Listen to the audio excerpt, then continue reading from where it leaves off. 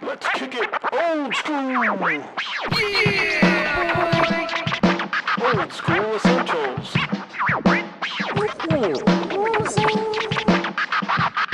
The further adventures of the Thunderous Fury.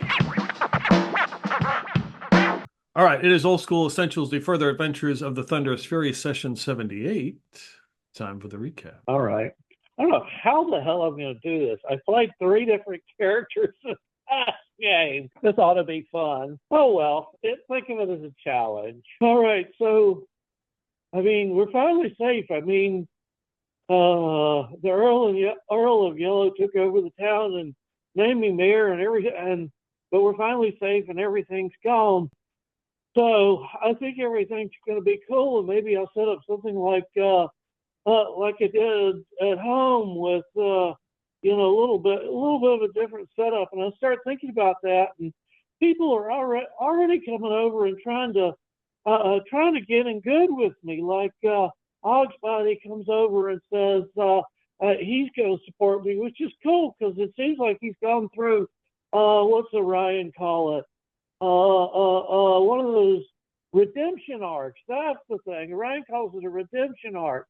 But Pursuing comes over and says they're cool with it. And Daphne comes over and says she's good with me. But I hear her over on the side asking if I'm single. I don't know. She's a bit older. I don't know what the heck that's about. Does she have a daughter or something?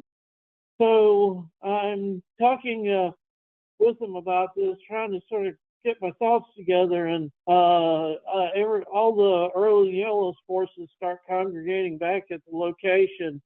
And we find out from them that like Hogswash is gravely injured and the rest of the guard are, dead.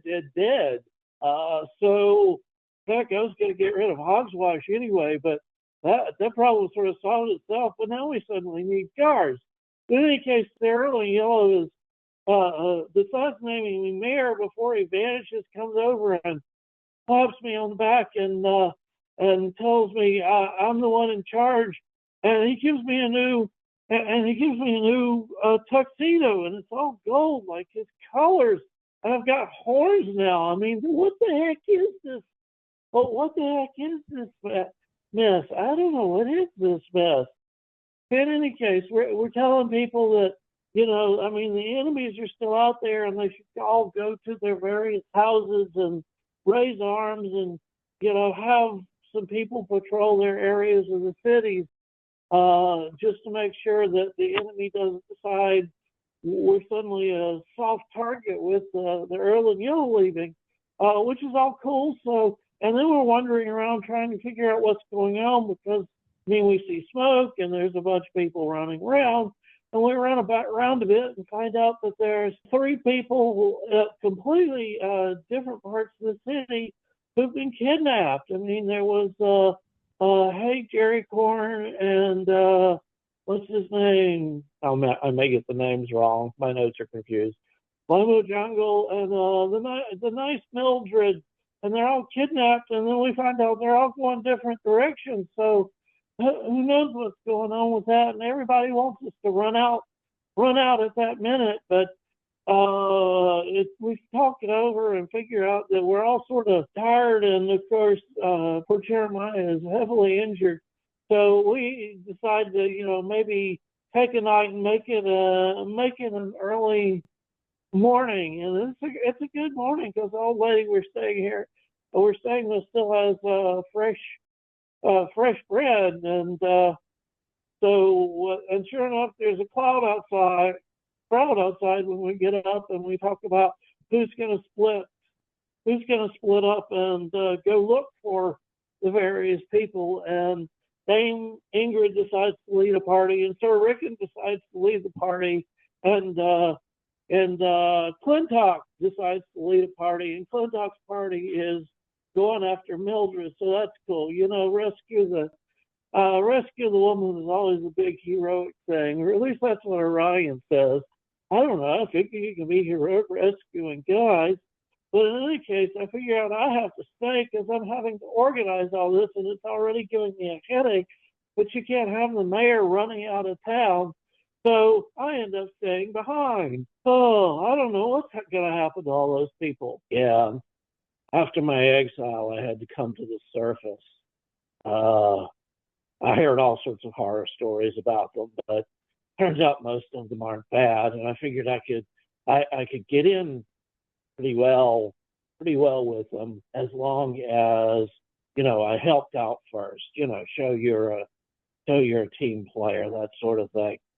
So I came to the surface and found out that everybody's talking about this big attack in town, and people had been kidnapped, and there was a group of people headed out to work on that.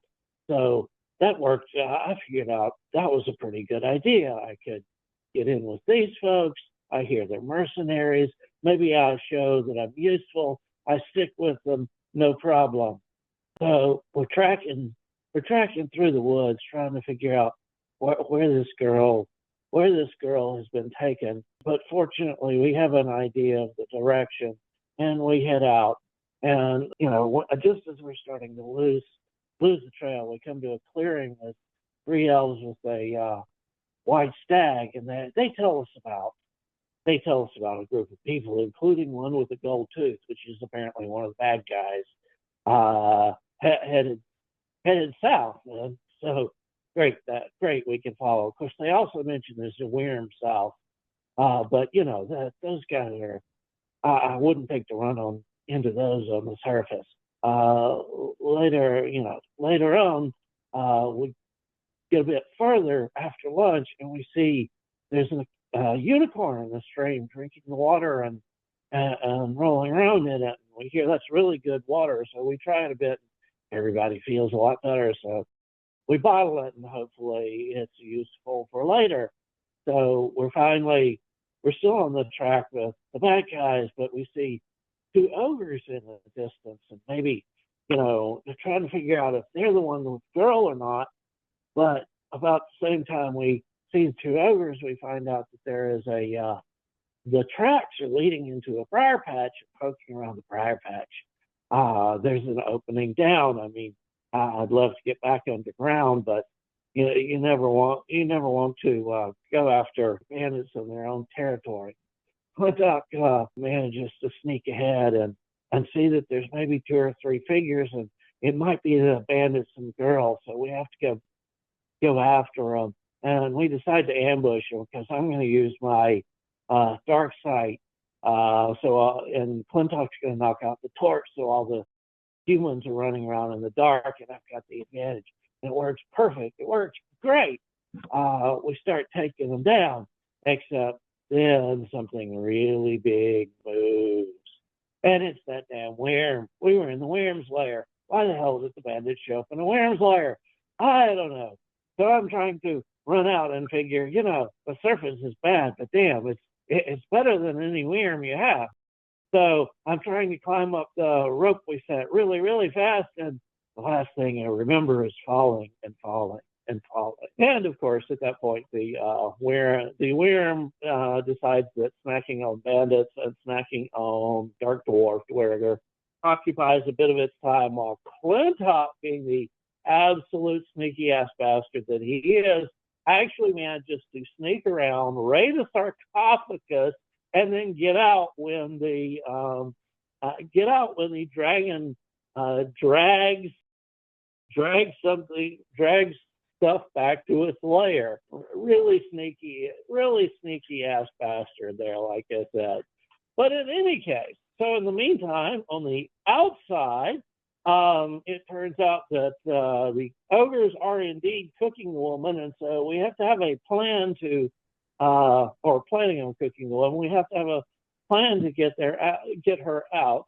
And one of us comes up with the idea of leading at least one of the ogres into the briar patch and let it fall down the hole. Hey, great plan. That'll work as long as actually get it to the hole. So in any case, we engage the ogre. Sure enough, one of them actually tracks to the hole, falls down, and becomes Wyrm food, which is probably why the Wyrm retreats, because Eating an ogre is probably a little bit more than even a worm can do over a bit. And in the meantime, yes, the spirits have led me to this place. It is clear that there are travelers in need, and they're already fighting an ogre. I decided that maybe the spirits have told me to use my wisdom instead of my strength and decide to sneak away. But no. The fight comes to me, so it is a clear sign that I must participate. And while the valiant human is engaging with the ogre, I snipe it from the distance and indeed put an arrow in its ear. It must be a lucky arrow. I will go out and preserve a piece of it in order to borrow its luck for later. And as we fell the ogre, I go over and introduce myself to these valiant adventurers, and we find that indeed there is this poor woman in the ogre's cooking pot, but she is still alive, so we managed to turn it over and release her. So that was respectively Johntor and Omniscient Viewpoint for the difference between when Silas Beetleman died and Sybil Villain ran in and bagged herself an ogre, and there we are. Character up, character down in a single session. Yes, the dangers of trying to climb a rope in a hurry. Ropes and doors. Yes. The rope claims another one in this system. Yep. The random rolls, of course, always are kind. And you guys randomly rolled to see who was kidnapped, and you actually knew somebody, Maydrid Hydball of the Wrinkled Medlar. You rolled to see also what establishment, how damaged an establishment was. And you found out that the Clashed Antler, where you were staying, not your particular cottage, but the Clashed Antler itself was basically wiped out. Maydrid was captured. Lino Jungle, the old woman's husband, was taken, and Haig Jericorn of the Sea of Stars jeweler was taken as well. Her sister was in there cleaning things up. Hypto, she talked about something about suing the city or something. Clintock asked her if she had insurance. She said, "What's that?" And she said she's going to sue the city because they should be protecting us. And whatever was in the jewelers was stolen. Whatever was taken. So unsure if it was the Crookhorns or those bandits took it, or just some people in the town had taken what was there. But those are the three people that are missing. Yes, Daphne was very interested in helping, and once she found out that Maydrid was taken, she was kind of irritated that you had not already gone and looked for her. She didn't care about the other hoi polloi that happened to be gone. It was her friend that was taken. But you decided to do that. You requested that various brew houses would send out guards for the evening, because there was a real fear that the Crookhorns would attack again, because the city was in a lot of trouble. All the knights that Lady Harrowmoor had brought were all under some sort of strange spell, and the town guard under Hogwash was all dead. Hogwash was injured. His foot was turning in ways it shouldn't turn, and he was basically done as far as being the city watch leader. You got your group together. You decided to go after Maydrid, who went south. Hilda Harrowmoor, one of the clerics, had died. She was going to send you with another cleric, but they were cleaning up the bodies, and they threw up, was sick or whatever, and they wanted to go with you, and she said no. And that is when the abbot appeared, and of course decided he was going to come with you. And he actually was able to, you guys did the locate object. You couldn't locate particularly her, but you did look for, what was it? Gold teeth, I believe it was, because one of the bandits had gold teeth who had taken her. So you were able to use that spell, and you ended up down in that lair with the worm. Clintock slipped away to a sarcophagus where he got some valuable items, perhaps a map and some other things. I believe he got Platinum. Yep. Yes, you got you got 22 platinum pieces, a vial, and a map to supposedly some lost relics. Escaped. That of course is when poor Silas tried to escape and fell, plummeted to his death. And then Sybil showed up. There were two ogres. They had Maydrid in a pot that they were trying to cook her. The fear was that the ogres were going to eat the people, and that's exactly what they were trying to do. The thieves were all eaten by the worm as it took its time and ate the worm, giving you enough time, hopefully, to get out of there. And you were in pitch darkness, of course, which made it even more difficult. And then Wampus and the abbot were able to get Maydrid out. Actually, Wampus put up an illusion that the ogre ran through and went down the pit and crashed to the ground. Yes, it was a Wile E. Coyote moment. Yes, it was. And you took out the other ogre, and Maydrid smells really bad. She is covered in animal fat and oil. Yeah, that's where you guys are at. You have just saved her from being cooked by ogres. Presumably, it is probably about 2 p.m. You are 8 hours from Prigwort. Oh dear, let me cleanse you of this foul liquid. And he starts just like trying to like slop off the animal fat. He's not actually using magic to do it. He's Right. trying to be helpful.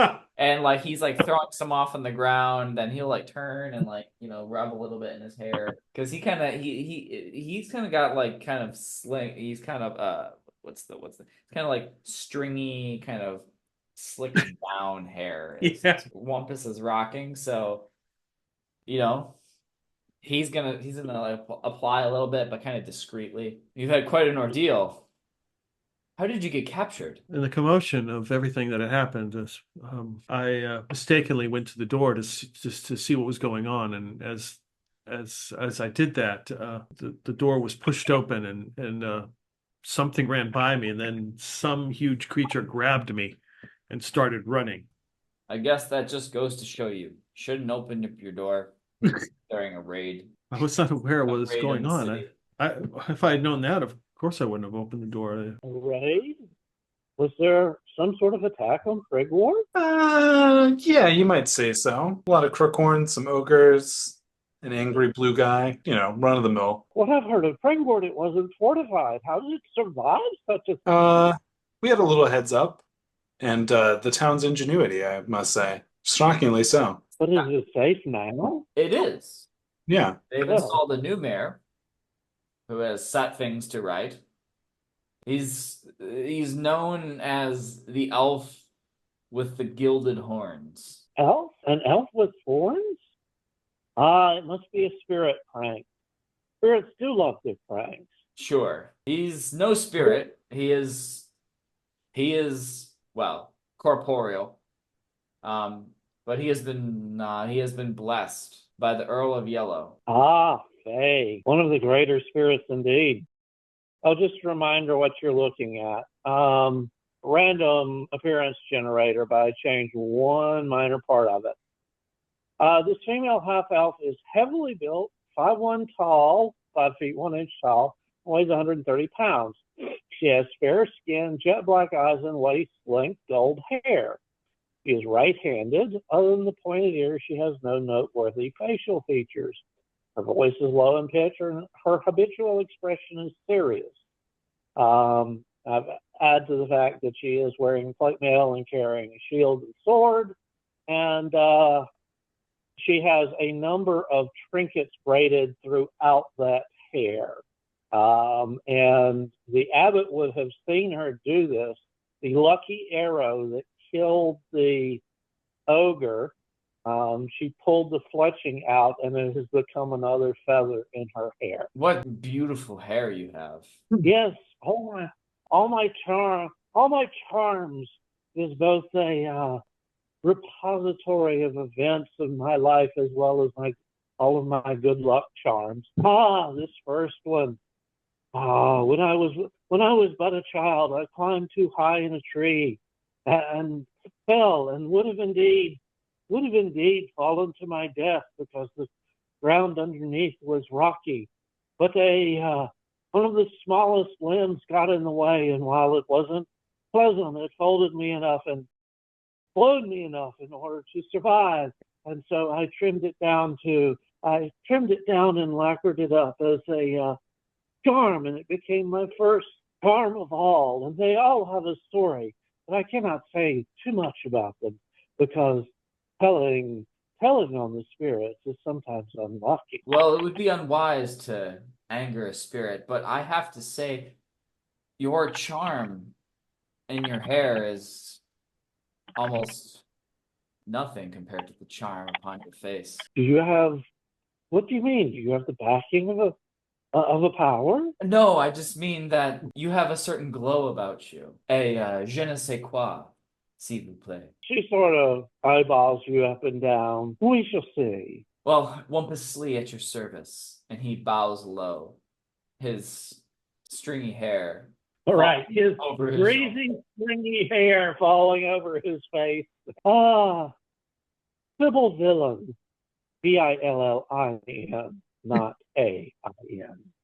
I couldn't imagine the opposite. We are heading back to Prigwort. Well, that was my destination before I ran across this terrible scene. You don't mind if I accompany you, do you? Of course not. By all means, take the front, and you'll serve as a great distraction. No, she can take the front because she's fearless. Ah, yes. Anyways, Maydrid. You know better than that. The place of an archer is at the back, and you do yourselves poorly trying to get me to lead you into danger. We're going back to Prigwort. There's no danger there. Is this the direction you came from? Yes. Well, then perhaps you have cleared things out.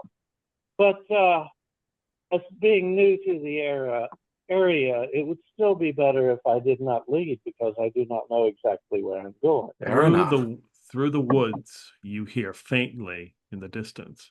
Rock! Hey, get out! Ain't got all night. It sounds familiar, Clintock. You can come out if you'd like. I mean, I can come in if you would want, but it's probably easier if you come out. Jeremiah, you had a concussion. They didn't let you go. After you found out the group had left and you felt better, you decided you needed to join them because, of course, you would. Right. So you left, and accompanying you is Tamul, who is basically telling you this is a bad idea to go out when you have a head injury, but since you're going to be persistent, he is accompanying you. And of course, you have your bird, which has magenta feathers and moss green eyes, and has been cackling the whole time, saying random sayings. And as you're like hiding in the woods, trying to listen to see, because you thought you heard something, it squawks, and that's basically what you hear. You hear Clintock say something. Magenta feathers and moss green eyes. What kind of bird was that again? It's basically the size of a raven.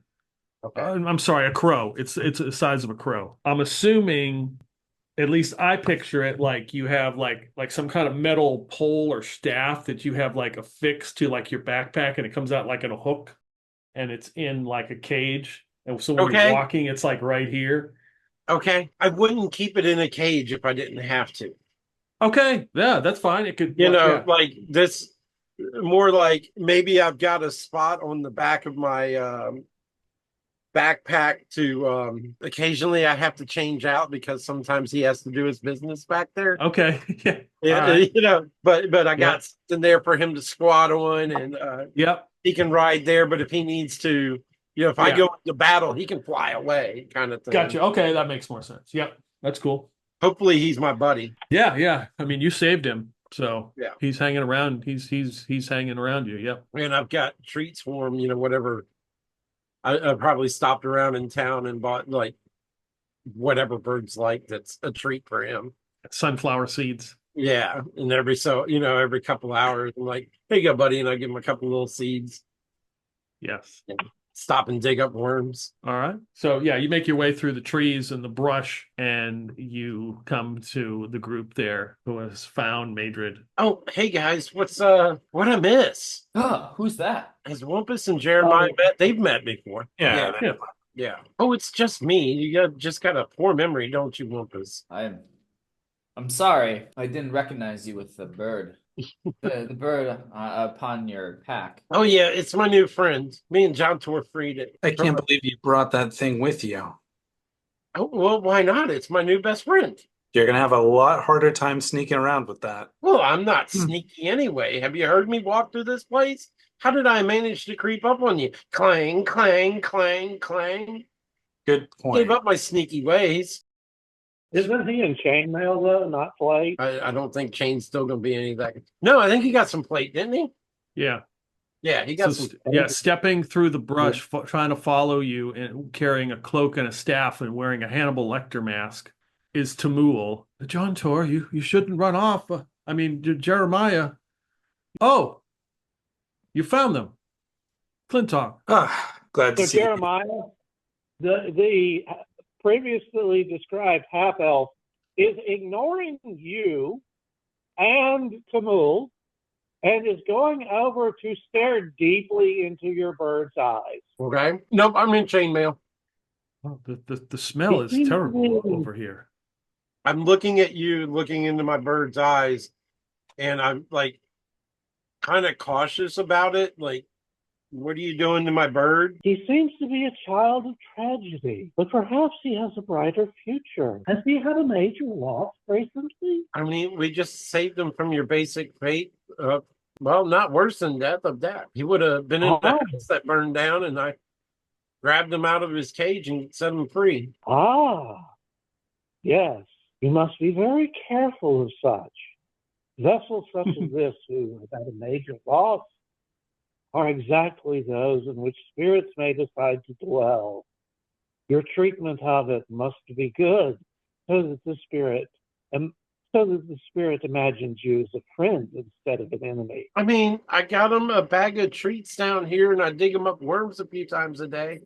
And of course, he goes off and flies and gets some of his own stuff to eat. Ah, I will help you. I will watch carefully then. If a spirit ends up residing in the bird, I will let you know. And I scratch it behind the ears, and I'm like, he'll be fine. He'll be just fine. I'm just waiting for him to tell me his name. You asked the wrong question. She goes back to staring into the bird's eyes. Like, I don't think he has chosen yet, but you are smart. Forcing a name on him might change what ends up residing in him. Yep, he'll let me know what his name is when it's time. Maybe you can pray to Cuthbert. We should really hit the road now, guys. Maydrid has kind of is hiding behind the group as she sees this person in a cloak with a Hannibal Lecter mask approaching. Not sure who they are. Really, you have nothing to worry about. He is mostly harmless. Tamul just kind of realizes he's wearing it. Oh, I'm sorry. And he takes the mask off, puts it in his bag. I'm sorry. Clintock, can I speak with you for just one moment? Yeah. What do you need? Do you want to talk privately? Yes. Yes, we need to speak. Okay. Obviously, Jeremiah is fairly shaken up from what happened, and I followed him on the mayor's orders to watch out for him. But I did hear this morning from before I left about Blino Jungle. It didn't take very long for them to find what was left. Oh, that's not good. Any of the other hostages? Anywhere? But there was word that Haig Jericorn they were searching for her to the west of the city. We may run into them on our way back. The search party was out. All right. Well, let's make haste, and hopefully we don't run into any other bad news along the way. Did you find anything here at the camp? Yes. I found this. Show him the blue vial. Not sure what it could be, but I figure somebody in town can identify this substance. And I also found a map that may lead to something interesting. It's still a ways away from here, and we have Maydrid in tow, so we shouldn't endeavor to find out what's there tonight, but I figure tomorrow is a good idea to see if there's anything here. I had been down in this. Well, have you heard the story of the worm? No, no. So there's supposedly a grand worm that lives in this area, and I can confirm that such a thing exists. I was nearly eaten by it, but thankfully, due to my cunning skills, I was able to escape its jaws. But not before I found a sarcophagus with this map in it and the vial that I showed you. He kind of examines it, closes his eyes, and then looks at it and says, "It is certainly magical." And then kind of looks past you. Yeah. And then walks past where the dead ogre is that you'd killed and picks up that sack of like fresh meat that was bloody. And he's like, apparently this is magical as well. Oh, interesting. You're welcome to it. That's kind of magic I'm uninterested in. So he grabs like the sack and like he like opens it up and kind of takes his staff and just kind of deposit it out, and what comes out is like some fresh cut meat, and jumbled in a ball looks like some kind of cloak that's got blood and everything covered on it. And he takes the staff and kind of picks it up. He's like, "This apparently is magical." Well, and he's like swinging around. He's like, "Anybody need a cloak?" You can keep it, but if you do wash it, and you still don't want it, let me know. But till it's clean, I have no interest. Jeremiah's like, "Give me that, I'll clean it." Jeremiah's not squeamish about blood. You must hold a ceremony to assure the previous owner's spirit that you are not their killer. Then it will probably be safe. You know about these ceremonies? Well, I try my best. I was never formally taught as such, but cleaning it up is certainly a good first step. He just takes the butt end of his spear and takes it off of whatever he's holding it out with. And Staff. takes it off his staff and just, I'll wait until we find a river. Okay. Maybe you can walk unicorn tears. It is yours. That is it. I guess should make our way back to Prigwort. I think that would be advisable. Maybe I can get somebody there to wash it for me really well. Sybil looks around and says, "Do we have time? My understanding is that Prigwort is at least a day away." Yeah, we should make haste. Very well. Tamul puts his mask back on, and you begin to make your way through the brush and everything, and back out to the path, and heading your way back to Prigwort.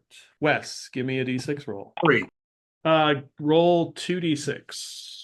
5 and a 2. You're about 2 hours into your trek, headed back through the woods, when you hear the footsteps and clanging of people coming up the road. You don't see them, but you hear them before you see them. Coming from the direction of... Yes. I will alert the others and duck off to the side. Okay. Sybil sees him sort of merge into the brush and decides that, better part of valor and all that. She goes off to the other side.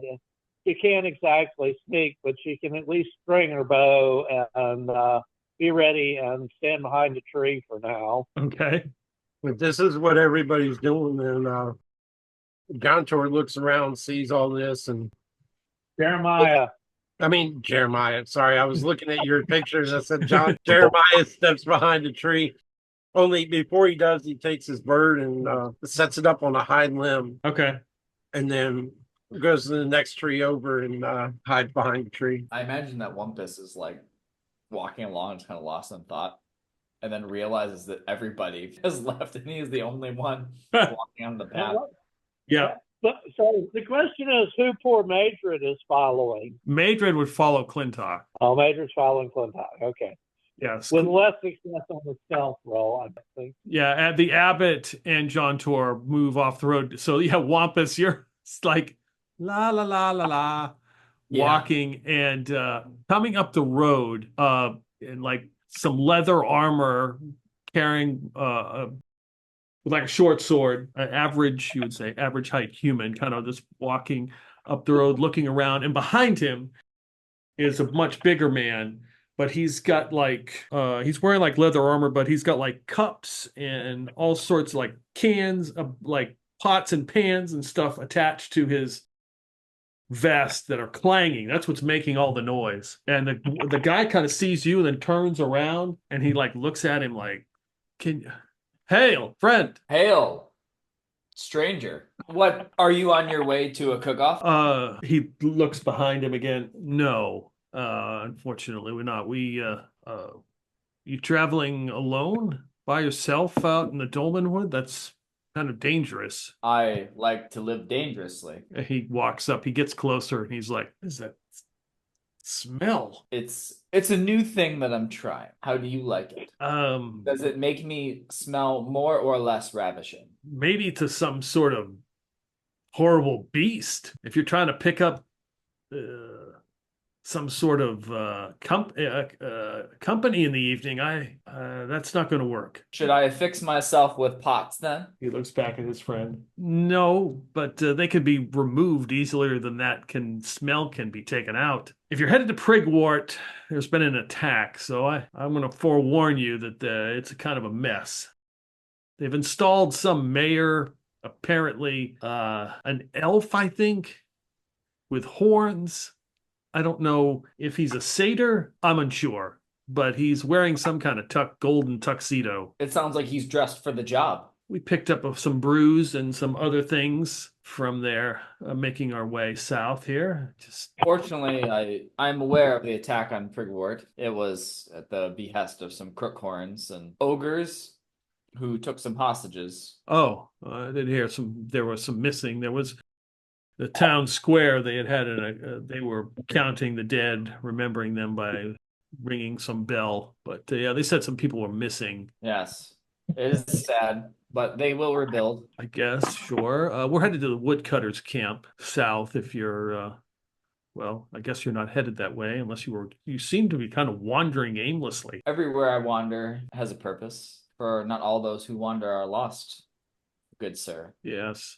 He kind of stops, he looks at you, and then you see him look at the path. He looks around, he's like, "You're not alone." I am Wumpus Slee at your service. Okay, Wumpus.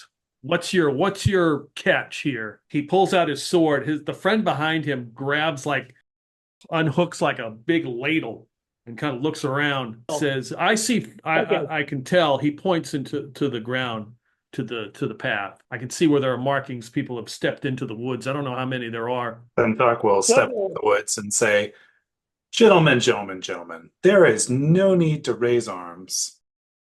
We're just traveling through. We didn't know who was around the corner. Like a reasonable person, you generally hide. Wumpus here, on the other hand, is an unreasonable person. So we didn't hide. Fair enough. That makes sense. I was just thinking about my new hair gel, which apparently is not passing the sniff test. Sybil puts away her arrow and her bow and steps out and says, "Well met. It is as that gentleman said. In these uneasy times, it is better to be discreet rather than run headlong into potential trouble." Yes. Well, just be careful headed back to Prigwort. They seem to be very concerned about crookhorns and other creatures. Oh, I'm sure they will be for a while. You know, trauma and all. Well, good luck at the woodcutters camp. Hopefully Yes. you find the wood you're looking for. Yeah. What is down that way? I've never ventured that far south. The woodcutters camp. Yeah. What is it? What do they do there? Is there anything beyond just a camp of woodcutters? Yeah, it leads to the lower Hamath River in the city of Dreg. Jeremiah steps out and says, "Well, I suppose they probably cut wood there." Yeah, you could say that. But we'll be on our way. Name's Piers. If you end up there, maybe we'll be there. Come on. He looks at his friend. Let's go. We got to get there. Daylight's burning. And they kind of like take a couple looks at you and keep moving on. Okay. Dustin, D6 roll. Give me a D20. Oh boy, 13. Do not roll a damn flown. I mean, I hear these woods are full of them. What's the Way too you're never full more of than them. you're never more than 10 feet away from a gloam. Yeah. At least all here in the Dolmen Wood. Yep. Yep. All right. So you're making your way back. It is getting close to nightfall.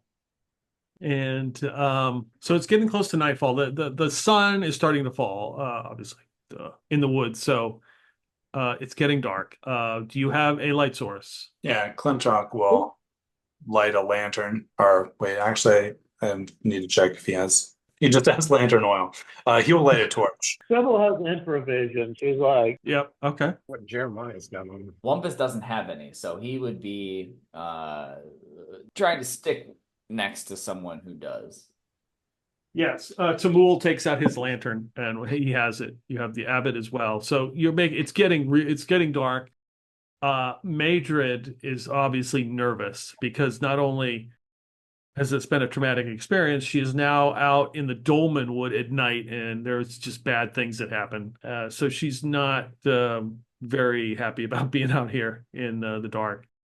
The abbot looks a little bit nervous too, but he's trying to hide it, putting on that front that he is now an adventurer. And you are in the path walking through these woods. You've gone about an hour out of Prigwort. It is getting late. You start to hear what sounds like a child's nursery rhyme being sung in the woods.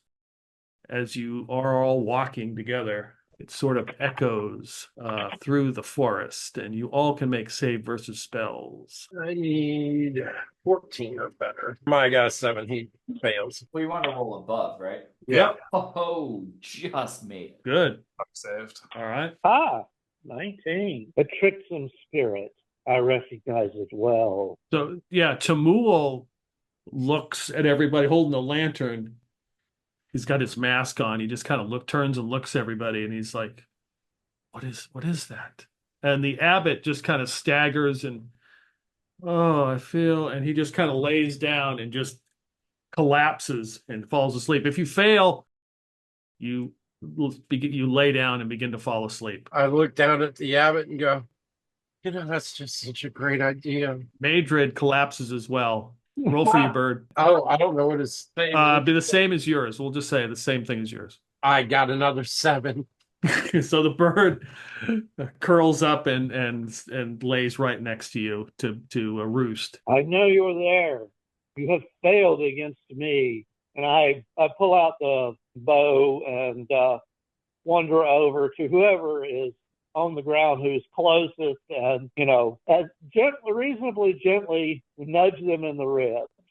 But it is a solid kick. Just short of actual damage. All right. So then we will roll initiative. I rolled a 2. Am I the only one up? No. Clintock, Wampus, right? Wampus made it, didn't he? Yeah, Wumpus made it. Clintock, Wampus, Tamul, and Sybil. Maydrid is out.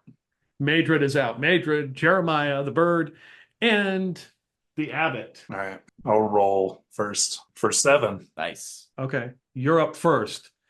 Snickering amongst the woods, amongst the trees.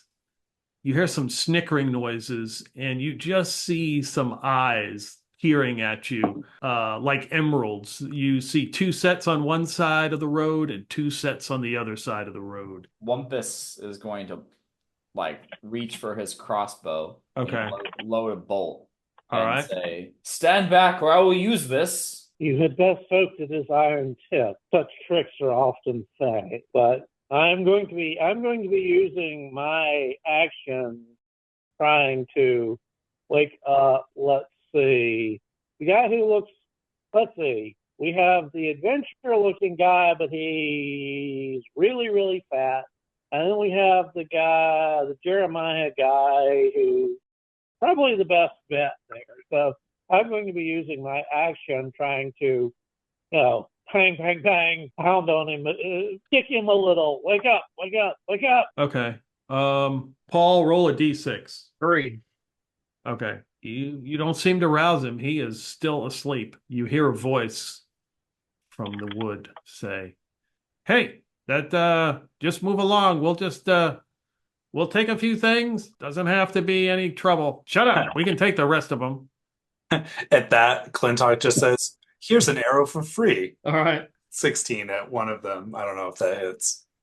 That will be a hit because there is a negative because they have some kind of cover, but you still hit them. Oh, nice. All right. Roll damage.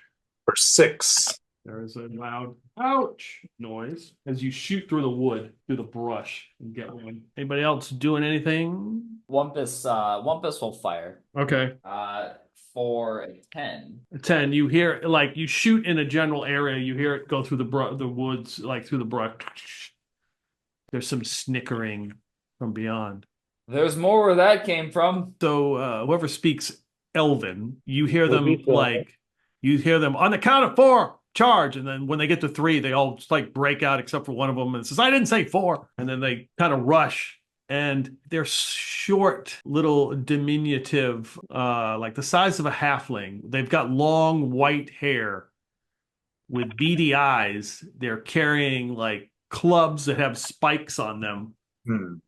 but spikes on like 3 sides, and then there's another side that just has like a sort of a flat side. They're all wearing deer stalker hats, and they run up and they charge with their cudgel. They will charge Clintock. The 2 of them will come after you. One's got an arrow in him. They come running after you.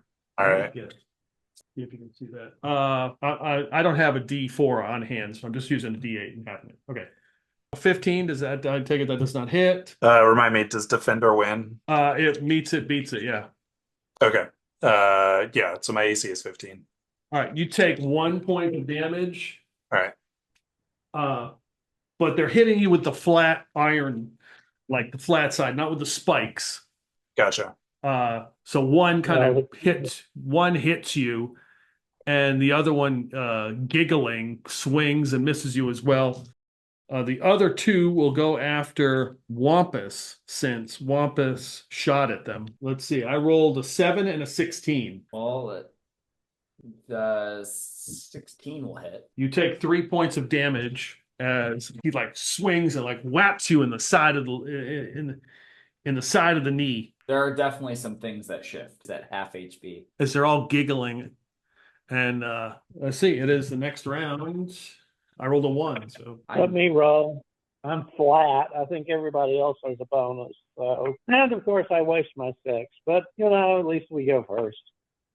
Nice. All righty. Well, drop the bow and swing the sword. The idiot with the arrow must be the unlucky one. So let's take him down first. Roll a 19. Wow, rolling solid this today. I say that, and that'll be my next one, but we'll see. Oh, 7 damage. Slicey dicey. that about brings him down, but he is still up. Clintock will drop his bow, draw his dagger, and stab the one that he shot previously. Okay. Or attempt to, then. For 17. Yeah, that's a hit. Tell me how he dies. I catch him in basically the same spot the arrow is in. Mm-hmm. And it just goes, "Ah!" and just falls. Okay. All right. Use the dagger to dig the arrow back out. All right. Wampus. Wumpus has got a spell slot still, so Wumpus is going to say, "Is that a dragon?" And he starts like muttering his incantation, and out of one of the bushes, he's going to manifest 2 glowing great eyes. Okay. And then have it like a dragon's head move out of the bushes. Okay. So they got to make a save, I take it. Yeah, they have to do save versus spells to see if they fall for it. So describe this. What's this dragon look like? He didn't actually see the worm that we ran into. Right.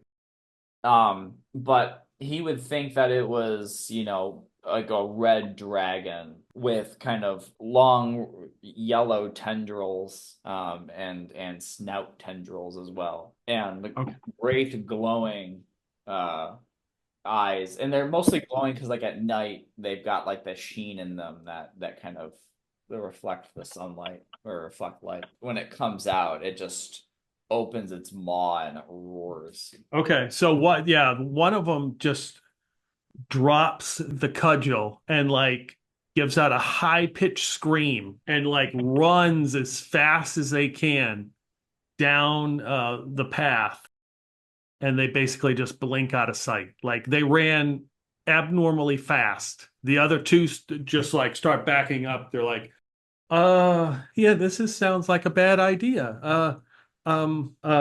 Okay.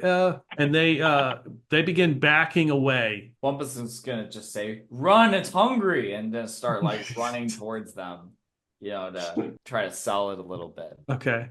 And that'll be his turn. Yeah, one of them like is walking and then kind of tries to grab something out of Jeremiah's backpack and kind of fumbles around, and then they both turn and run into the woods. The one that you killed is there for a moment and then sort of like seeps into the ground, and all that is there is the deerstalker hat and the cudgel.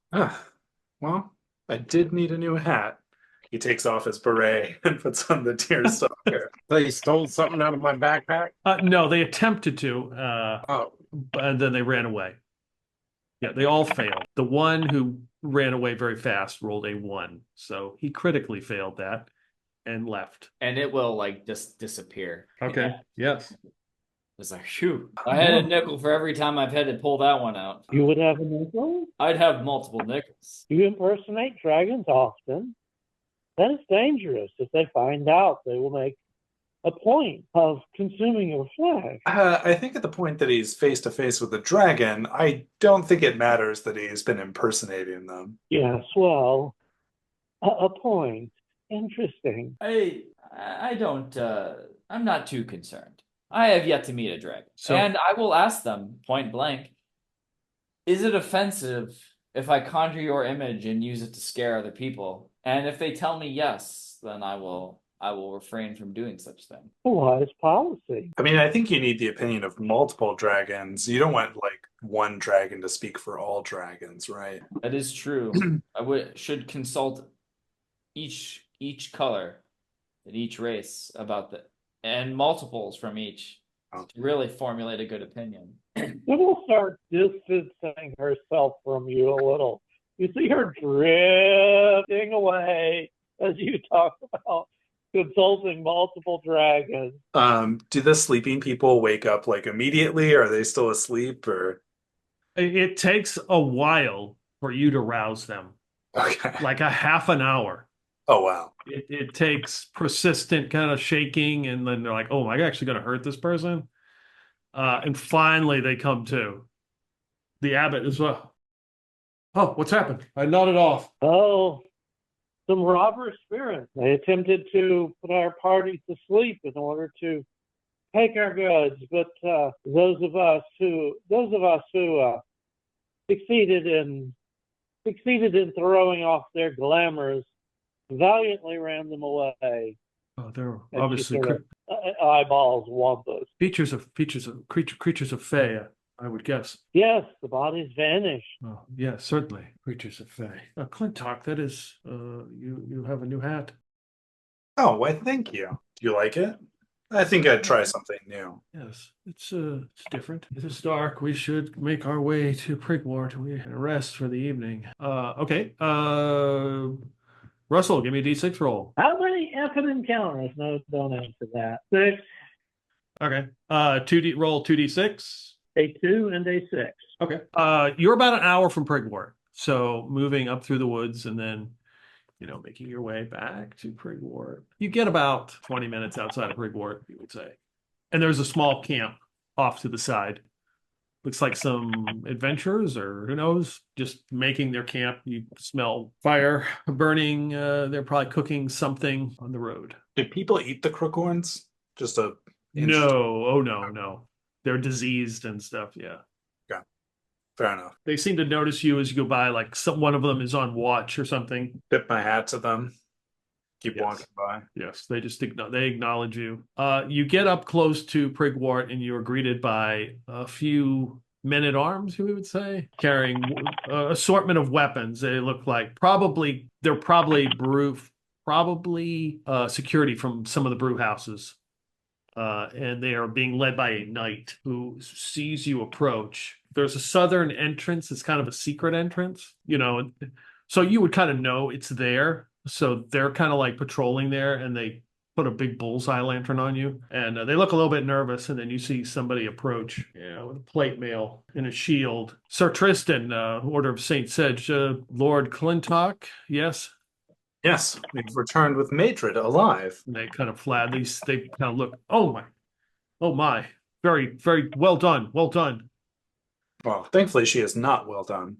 We saved her from being eaten. The wall here has been kind of damaged where that secret entrance was. So there's kind of like a small little makeshift ladder that they're just, instead of like securing it, they're just using it so they can climb in and out of the wall's not very high. So they, get you inside, and Maydrid makes her way back to the Wrinkled Medlar, kind of in a daze. Yeah, before I head back in, I'll ask them, have there been any more attacks since we left? No, fortunately, there's been nothing to speak of. To the west, though, we are still looking. We have a good idea where Haig Jericorn has gone. We are getting a party together to search tomorrow, if you wish to join us. Yes, we might attend. It depends on what other business needs to be done. We must speak to the mayor first, of course. Yes, the mayor. Yes. So you enter Prigwort. It is evening. There are lights on, various lanterns being lit, and the doorman gets up. He's sitting in a chair outside the Wrinkled Medlar. He sees Maydrid, kind of like, picks her up, sort of like it's like carrying her inside. Thank you, everyone. There is some food. There's some from this evening's dinner. If you wish to come in and have something to eat, you may be tired, but I need to get her to rest. I would love to go right in. I would love to have dinner. The doorman absolutely would not let you into this place, but considering that you've just brought Maydrid back, everything that's gone on, he is not about to argue with you. So he kind of like carries her into the Wrinkled Medlar. And if you guys want to go in and have something to eat, you can. Definitely. Yeah, you are served at a table. Sybil will look over at Clintock, because she's seen several people now recognize Clintock and even call him Lord, and go, I must admit I am somewhat short on funds. I was hoping to provide some labor in order to have some place to sleep. You know of an inn in town who would be able to help me out? Of course, we would be able to help you out as you've helped us out. And I'm sure you will continue to help us. Yes, we can put you up for the evening. You might have to share a room with Jeremiah, if that's okay. Wampus looks disappointed. He seems like a confused soul, but I think not dangerous. And yes, she said this right in front of Jeremiah. She called him kind of dangerous? No, she said, he seems like a confused soul, Oh, but not, I think, dangerous. okay. I caught the confused soul. Well, I can be dangerous. Okay, at that, you just see this. Okay, you have to understand, she's a 16 charisma half-elf. Yeah. And she has seen every sort of male preening trying to make themselves look good in front of her. And you Sure. just get that look like, yeah, I know you're a stupid male trying to build yourself up for me. I've seen it all. And she doesn't say anything, but you get that look like, yeah, right. So they bring out some plates of food, sort of what was being served that evening, since it's fairly late. On a normal night, most of the clientele probably would have left by now, but you're kind of given plates, and like a big serving tray comes out of baked eel, and then there's some crayfish cooked with hot peppers and mashed squash. All right. Jeremiah digs into the crayfish, because that's what Paul would do. Eat up. The doorman comes back. See, whatever you need. If you need to take some for this evening, don't worry. Maydrid is cleaning up, let's say. It will probably take a while. I imagine. Yes, that at least odor 3 seems to be hours. lingering, like it's even in this room. Gosh, we're going to have to air this place out. It is a Foul stench, yes. foul. Foul is Right. Foul stench. You know that anybody who's looking will see Sybil say a short thanks over her food for giving up his lives for her sustenance. Unless it's something you want to discuss and then head back to the cottage to rest, you can for the evening. I mean, whatever you want to do. If there's something in particular to talk about. Maydrid does not come out. You don't see her the rest of the night. The damage to the inn was not much. Basically, like the door jamb and stuff to the main door were kind of broken. You know, that looks like it's been fixed. But you head through town, and sure enough, there is some kind of like shrine in the center of town with names and candles lit for those who have died. And there are people there sort of praying and making sure the candles do not go out. And you make your way up to the cottage, and there's some flowers and candles being that are next to the damaged clashed antler for Blino Jungle, who you will find out was eaten by the ogres, and his remains were found. And when you go into the cottage to rest and sleep that evening, I think it's a D4 to rest for hit points for those who are hurt. That's a D3. A D3. 1 hit point. I think Jeremiah's still down, right? You would have showed up full health. You would have been Okay. healed up. So Wampus, before you the abbot gives you a blessing. And with that sleep, you should recover all your hit points. How's Jeremiah's concussion or whatever it was doing? Is he still minus the next day? Yeah, oh yeah, he's still -2 for What's the date Another of the day. next day? The 26th, then, I guess. 'Cause he's got a -2 until the 27th of Symswald. Symswald, yeah. Go to the next. Oh, God. So his 7 was actually a 5, come to think of it. Sorry. The next day will be the 23rd of Symswald. Oh, I've got a few days left, man. Yep. The friar will give you the prayer, the breath of Saint Lilibeth, and before you rest, and that will heal up whatever is remaining. I'm sorry, the abbot. Excuse me.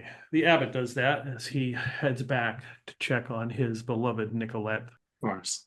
Mumbling something about how much longer he's actually going to do this adventuring thing and retire. A long career. It's the 23rd day of Symswald. When you wake up to the sound of rain pattering on the roof, and it is raining outside. I've got this deerstalker then.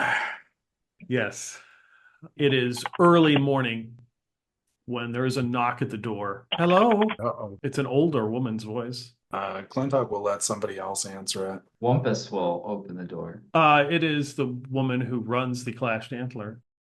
You smell baked bread. As soon as you open the door, you're hit with that smell and the warmth coming off it. She's, I'm sorry to disturb you. I thought I heard you come in last night. I didn't want to bother you, but here's some warm bread.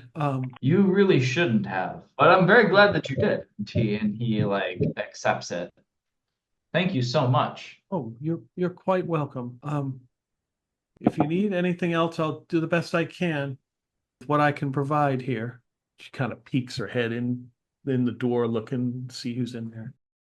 I hope you are well. Being nosy. We are quite well. How are you doing? I am getting by. Is there something that I or my fellow companions can help you out with to make you get by better? Oh, no, if you just have a moment, just say a prayer for Blino and make sure that he makes it to the other side safely. I heard he was feasted upon by vile, brutish ogres. I heard that his bones crunched, Sybil cracked. pops up and walks over and smacks Wampus in the back of the head and then goes, I'm so sorry. My new companion here is lacking tact. We are so sorry to hear of your loss. Oh, I don't think we've met. Oh, Sybil Villain. That's I-N, not A-I-N. At your service. I see the vile beast did a number on your establishment. I'm so sorry. Yes, they did, but that can be replaced. My spirit is still strong. We might be able to find you a new helper. Sybil goes, well, I, for one, unfortunately, I'm sort of light on coin, but if you need someone to help in any way, shape, or form, while you are working, while you are trying to rebuild the place, or just to, cook, clean, or bake, I will be happy to help you out in return for shelter. No, in these times, whatever you can donate is acceptable. I am not going to charge anyone here to stay, considering the circumstances, everything that's happened, and what you have done to help the city. Hopefully, I can cook some bundt cakes today and hand them out. But for now, it's just the bread. When do you think the bundt cakes will be ready? Maybe if the rain lets up a little bit, I can get over to the clashed antler, work in there. But right now, the rain is hindering it, since pretty much I don't have a roof on it. And she excuses herself and smiles and leaves. Sybil looks around and says, was there not talk from the night of a party to go out and search for someone today? Is that something that you intend to join? I did not recognize the name, though. Was that a friend or a foe that they were searching for? I think neither, really. Then why were they looking? Oh, they're looking for a townsperson. I thought you were asking if they were a friend or foe of us. I was saying, well, they're neither. I'm Oh, personally. no. But the knight was talking about getting together a party to go out after someone today. Yes. Okay. There were three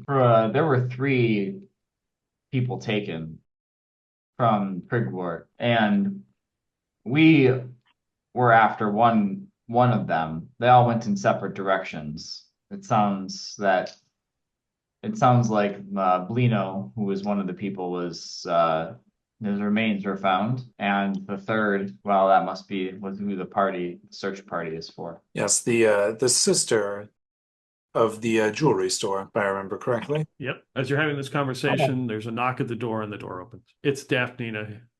Her bee hair hive do that. She's got like some kind of like large sack or something. She's covered it over. She pulls it off, shakes it off.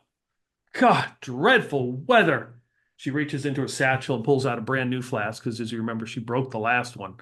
Yes. Takes a quick drink, and sees Clintock over there, probably laying in the bed still. Lord Clintock. Oh, I'm sorry.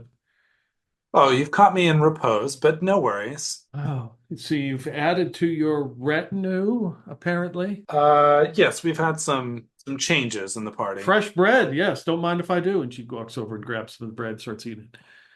Oh, it's There'll be bundt cake soon, I hear. Oh, good.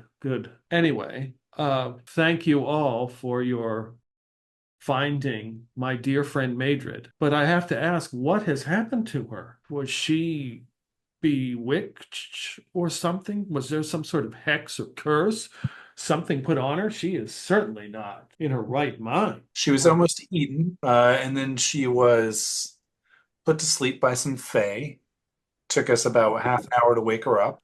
So between Wow. those two things and probably some head trauma, I suspect she won't be okay for a little bit.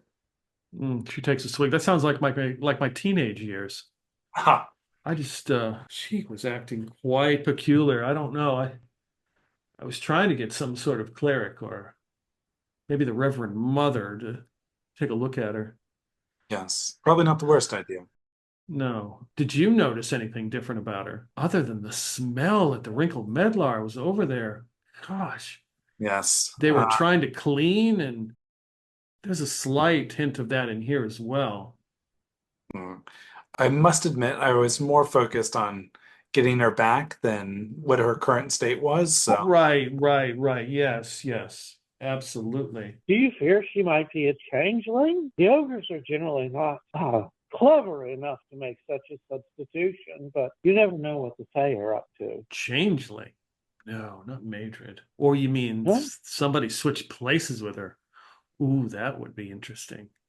How would you determine You said that? for the Fae, there's always cold iron. Right, maybe cutting them with a silver blade. Oh, no. No. Anyway. That would be for doppelgangers.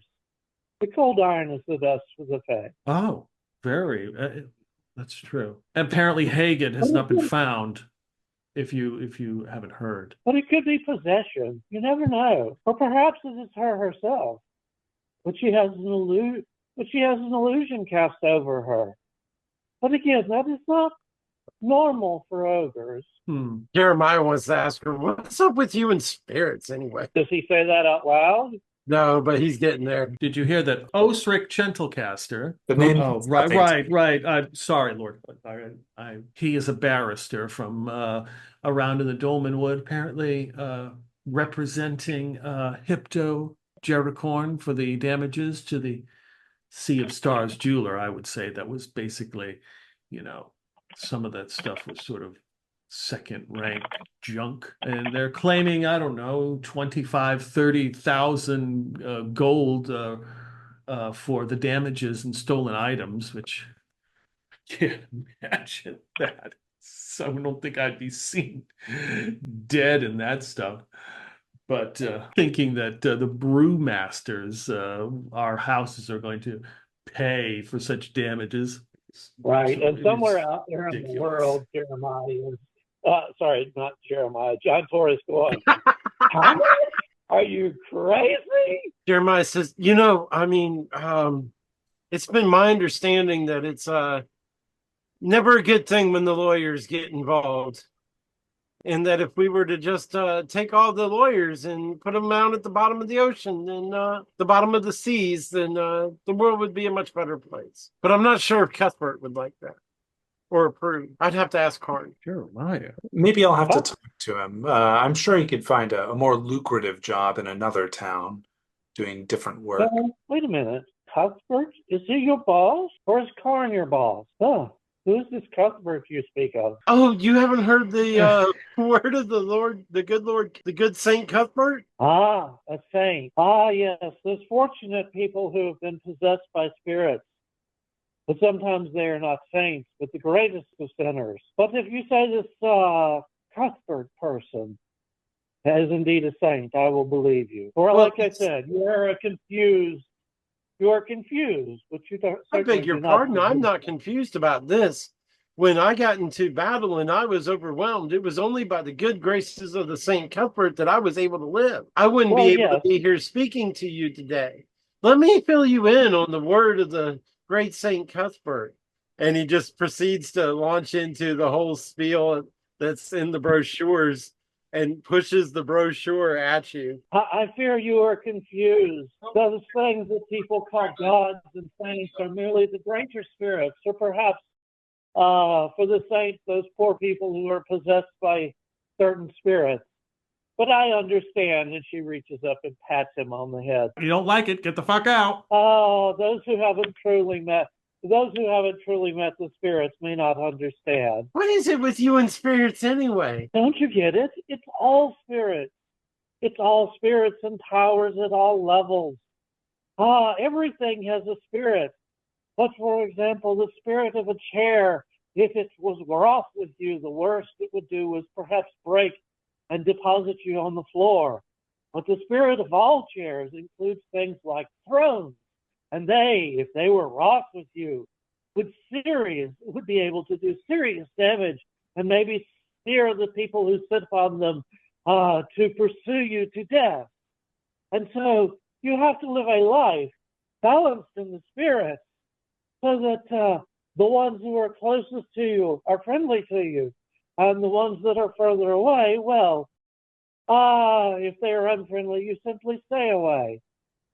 But like I said, your gods, your saints, they're not but greater spirits that give themselves airs and greater names. You think, wait. You think chairs have spirits and that I'm the one that's confused? Daphne takes a drink from her flask. The very air, which is currently offended by the terrible odor of ogre grease. The very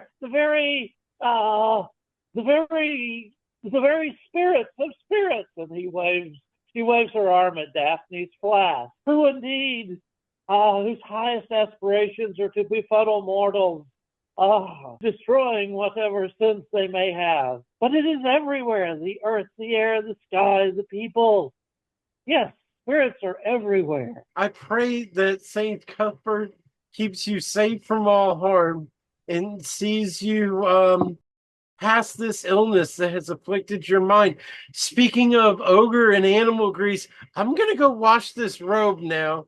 Okay, bye-bye. And as he walks out the door, goes, I'm not sharing a room with her anymore. Not by myself. Yeah, Jeremiah goes and hunts that lady down and is like, here, can you help me find some place to wash this? It really, really stinks. Well, it is pouring down rain outside right now. Yeah. Oh, yeah. Yeah. Yeah. Sorry, my character rolled superstitious and eccentric, so I'm just playing it.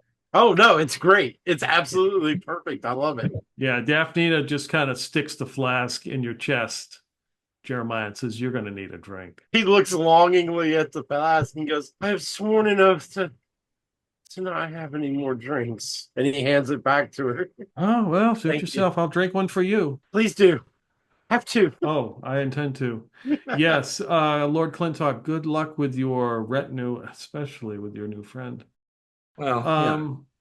Sometimes they don't last long, and it is what it is. I'm going to go see the mayor, of course, see how he's doing, see how things are going, and if you need to check on Maydrid, I would appreciate that. Oh, yes, definitely I will. I hope you've been getting along well with the mayor. Oh, yes. He's doing a phenomenal job. Phenomenal. Well, keep at it. Yes. She puts on like the grabs that like sack thing, covers her hairdo. Dreadful weather. Steps outside. We should speak with Johntor. It seems rather unfair that the proprietor of this inn is dealing with a leaking roof, and the jewelry store is trying to reclaim 30,000 gold in damages. Right? Yes. We should at least see Johntor to see if we can petition on behalf of like priority order of who gets aid first. Yeah, I think that's a good idea. All right, I'm gonna go talk to Johntor. Yeah. So Johntor, you basically stayed in one of the cottages since that's your sort of temporary residence. They're trying to figure out where you're staying. So you would have been in one of the cottages. So as the group comes out to look for you, you probably come out of one of the other cottages, standing there looking around. Oh, Clintock, just the person I'm looking for. Oh man, I'm finding out that like the brewmasters ran the town, but nobody had a budget or anything, and I'm gonna have to shake them down. I mean, you know what I mean? Sort of request them to get a budget to get some of this place started. I can't believe it. It's just them running the town. And oh wow, who's that? As the somewhat naive elven teenager gets smacked in the face with 16 charisma and waist-length golden hair. Oh wow, right. I'm the mayor these days. That's right. And he reaches up. Just a word of advice: steer clear of that one for your own health, mental health, that is. But and Jeremiah's standing next to Clintock going, hold on. Johntor must make a wisdom roll. He makes a wisdom roll. He listens to you guys. As he sort of, at his expression clears enough to say, yeah, we can talk later, maybe, ma'am. I got so much to organize. And Sybil sort of rolls her eyes at him and nods. Clintock says, so about those funds. Yeah, see, my idea was I'm going to name you temporary chair of finance, and you can shake some money out of these folks, and maybe later on we can we can set up some actual budget. Sure. Happy to do that. I'll take my cut, of course, but you know how it is. I would expect nothing less. Thank you. I appreciate that. But before anyone gets paid for anything, I think that part of the rebuilding effort should be considered a volunteer project from the rest of the city. Pro bono, shall we say. pitch in. Everybody helps. It occurs to me St. Cuthbert would never agree to something like this.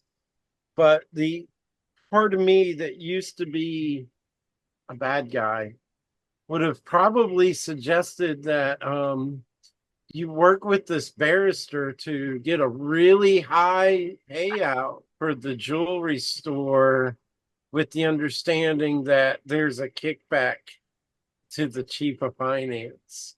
But that would be totally unethical and something we really, really shouldn't do. No, yeah, absolutely not. Of course. Well, that's a bunch better than I was going for. Oh man, there's this whole thing.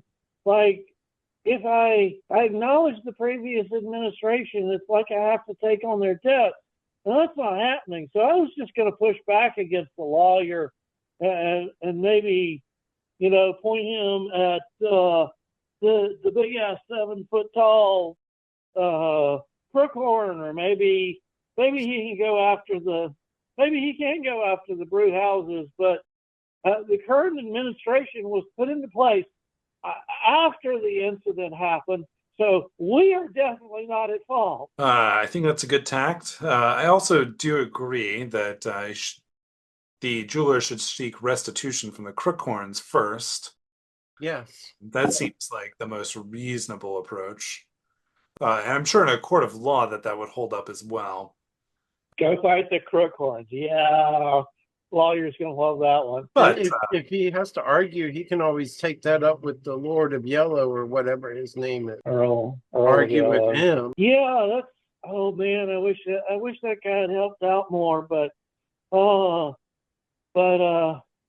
at least he walked off and made it clear that he was behind me, but I wish he'd stayed around and helped out more. Oh, but at least I can provide everybody's favorite foods. And he looks over at Sybil. What's your favorite food? Sybil sort of raises her eyebrows at him. That would be my grandmother's herb chicken recipe. And Johntor goes, pink, here you go. See? And Sybil looks at that, sniffs, and goes, and no debt is incurred for receiving this, right? Oh, yeah, that's right. No problem. Very well. And she'll take it and start nibbling on the herb chicken. See, at least I can give food to people. So I would assume that you're having this conversation with Johntor like inside his cottage, out of the rain. yes, With like probably the door open. You hear footsteps, somebody walking through the mud, through the puddles, clumping up, and in their overalls with their eye patch and their hat dripping with his Smide Humblebuff House Pilston. And he kind of steps in the doorway and shakes his hat off. Mayor, Lord Clintock, associates, Wampus. He just bows, small bow. Oh, right. Humblebuff. Thank you so much for your help during the attack. I got some ideas here. Maybe I want to run them by you a bit. Like, it's really unbalanced to have all the agriculture around here focused just on brewing. We got to diversify a little. And you're the only farmer I know. I was thinking of making you not a brewer chair, but a chair of agriculture in my new council. Just think about it, man, because I think you're the best for the job, or at least the only one I know right now. But you can recommend somebody if there's somebody better. But we got to focus not just on growing stuff for brewing, except Wakaliki. Boy, he needs to get more traditional ingredients before he kills somebody. Ugh. But we need somebody focusing on agriculture around here. I want you to be that man. Okay. I wanted to discuss with you I smelled a foul stench in Prigwort. Unfortunately, it was not a Crookhorn. It was the barrister who has made his way to Prigwort. And I have heard of some lawsuit or something. He is going to sue the brewmasters for some sort of money. I am not sure why Hypto Jericorn has gotten league with him, though I was good friends with Haig, and I intend to go find her and what was taken when she was kidnapped. Has nobody gone out and looked for her? There is going to be a group headed out again today. They have an idea where she may be. Excuse me, Lord Clintock, can I get you to go out and look, please, and help them? Because that would help so much to have her back. It would weaken the lawyer. And he leans in close. And percentage of the found, of course. Also, Johntor is learning awfully fast. Also, maybe we should ask the barrister if he wants to join this search party. I'm sure that Haig, being one of the owners, would like a part in the representation of their lawsuit. Yeah, like I said, my position is new administration, old administration, not my problem. You want to tell that to the lawyer? You go right ahead. All right. Well, maybe we chat with the lawyer, but the easiest solution to this is to potentially bring Haig back in one piece, and seems you can talk some sense into Haig and maybe get her to drop this lawsuit. Yeah. Well, I wish I could go with you, but I've already had 6 different people try to track me down this morning and get me to do things, and I gotta go butt heads with everybody. Do you think that they would like to hear about the word at Cuthbert? I think the lawyers worship somebody completely different, and Cuthbert and that other person would get in some serious arguments if they got together. Exactly what they need to hear. Do you guys please go try to track down Haig and recover as much as you can, because that will definitely blunt the lawyer's teeth. Of course. I mean, would it also be helpful if the barrister just took a holiday? A long holiday? New administration, old administration. Yes, the mayor I don't think he heard you, but I don't think it's worth repeating. Vanished lawyer? Oh, yeah. Mayd just kind of looks at all of you, says, they're assembling a group out where the Order of Saint Sedge is to go look for Haggett again. They do believe she is still alive. I'll send 2 of my cousins to assist with the rescue party. I have other matters to attend to. I was out yesterday searching. We best be on our way. Find the search party and head out. Yes. Back into the Dolmen Wood again. Good luck to you, Lord Clintock. I feel like luck is on my side today. I think it's this new hat. Sybil looks at Humblebuff. And since you are deeply connected with the earth, is this person a friend or that who has vanished? Is it a friend or a mere obligation that you are paying off, as we all must pay our debt? Mayd looks at her and then looks at Clintock. You really attract them, don't you? They make for great distractions. He walks off into the rain. He doesn't seem to care that it's pouring rain. He just puts his hat on. He just walks through it. Nice. So are you going to go talk to the barrister, or are you going to go to the Order of Saint Sedge for the search party there? My general inclination is the barrister is a problem to solve once we get back with whatever news. Okay. Yeah. And Sybil will follow them, because if nothing else, she has the minor obligation that they shared their residence with her. Although apparently not again. Won't happen again. Feeling that she has to pay them back in some way. And, rescue, etc. Always a positive thing. That's just Jeremiah that wants to be in a different room. The rest of us have not yet made that assessment. Sybil, you're more than welcome to share my room. There is extra space. There is not enough air. But the air is plentiful. Look, she can stay in my room with me, but she's gotta knock it off with the spirits and chairs things. I will listen to your spirits of chairs. Can Cuthbert be a chair spirit too? Perhaps your perspective would be helpful. Excuse me a minute. I'll be right back. She will scurry off and try to track down the proprietress of the place, the lady who brought bread, can you please spare some soap? We're in desperate need. Yes. So yeah, she's going to the cottages, making the rounds, handing out bread. I'll go find some. She gets you some lye soap. Okay. I will break off a piece for my own personal use and then go back and then scurry back to the party. I hate to be so forward, but you smell like ogre food. Wash that hair.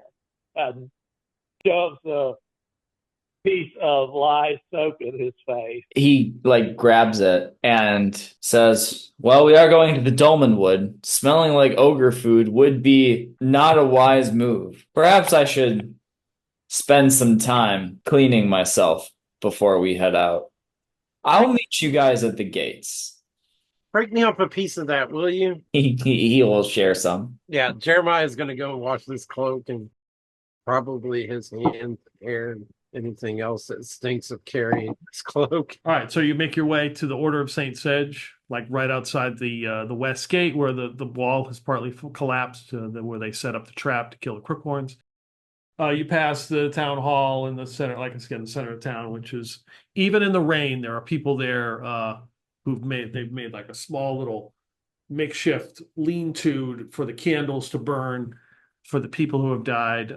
And you see somebody like lighting a new candle and they're saying some kind of prayer. You make it over just outside of Prigwort, where the Order of Saint Sedge is sort of back, like in an encampment that's right off the road. And Hilda Harrowmoor is standing out like behind under some trees, talking to what looks like somebody in chainmail, probably one of the Order of Saint Sedge, talking to her. And she kind of sees you guys kind of approach and leaning on her spear. Lord Clintock. We were just coming to speak with the Knights of Saint Sedge about this search party. Excellent. Yes. I heard that Maydrid was returned safely. She seems a bit frazzled, but she's home. Oh, yes. I did get word this morning about one of the clerics was sent out to the Wrinkled Medlar to check on her. Her dear friend came by all worked up, but she doesn't seem bewitched or anything like that. I don't really know what she's talking about, but anyway, we've got other things to worry about. Yes, we do believe that Haig is still alive. We have evidence. We did pick up some evidence yesterday that she was taken. Apparently, there were some bandits, which of course were part of the attack on Prigwort, have taken her. And from what we have gathered, a substantial amount of the treasure or the items from the Sea of Stars jeweler were taken as well to the west, to a cave complex where they have stashed it somewhere. I was just getting together a group to go and search, and she's like, Olga here, one of my clerics, was going to lead that group. But since you're here, if you are willing to join this, then that would certainly help our chances of finding her alive. About how far out do we think this complex is? It's caves. It should take you, well, with this rain, you should at least get to the entrance by this evening. All right.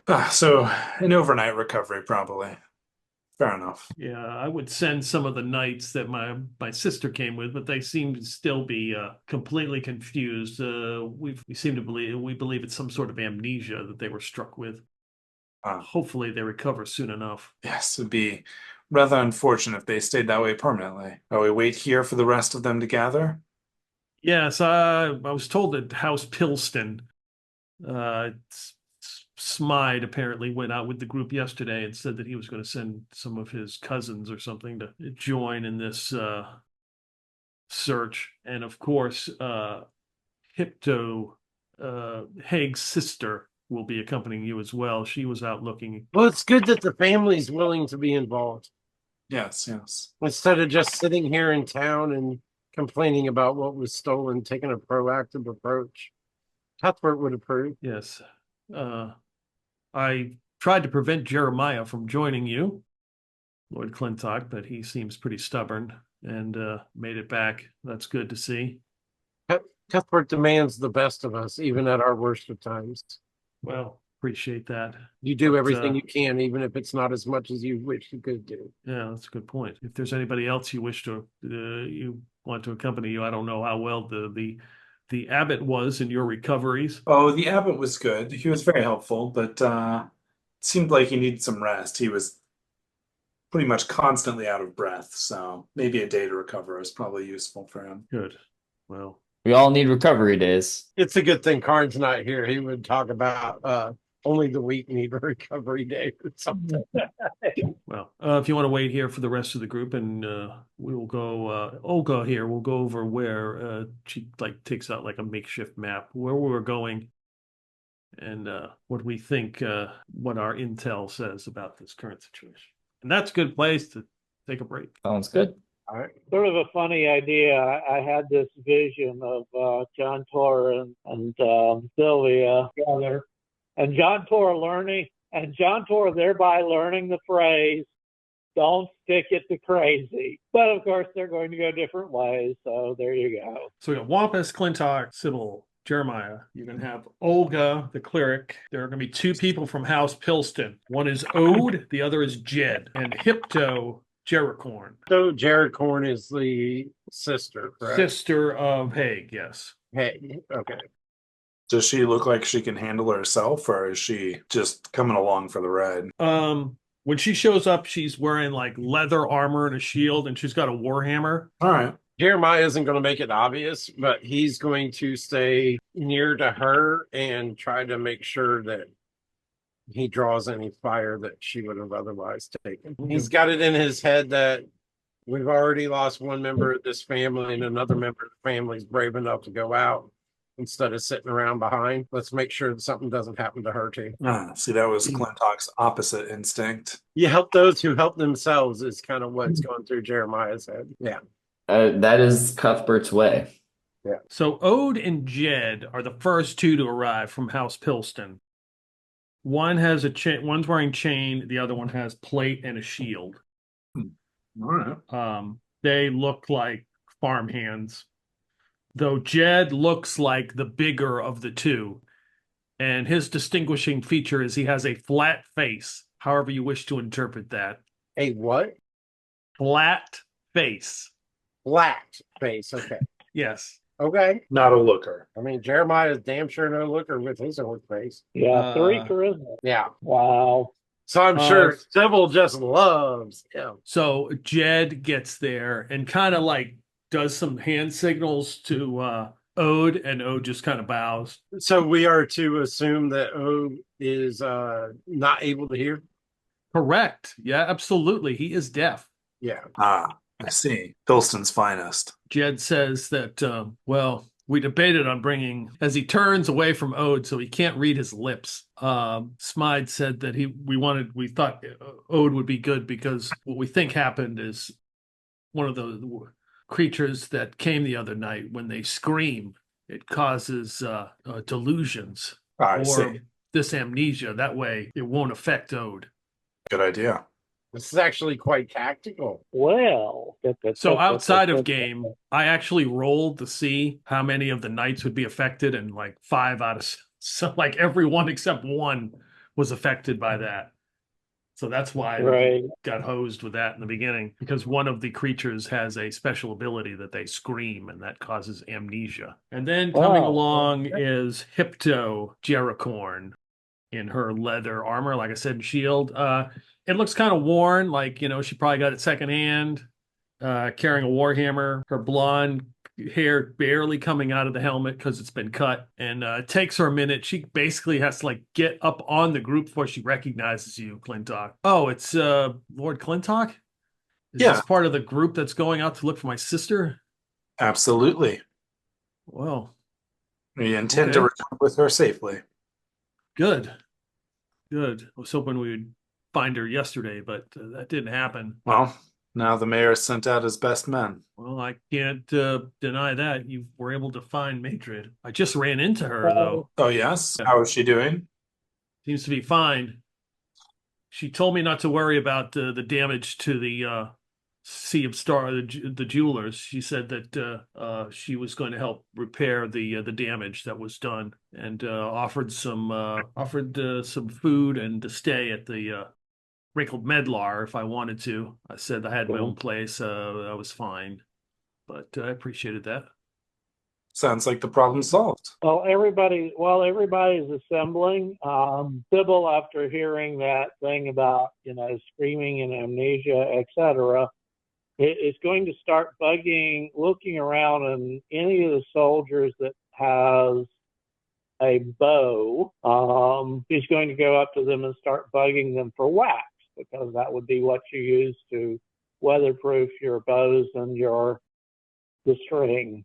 Right, Yes. right term. Can't remember. Yes, What? Ode has a crossbow, and he will give you some of his excess wax. Okay, and she will form it into some impromptu earplugs just in case. All right.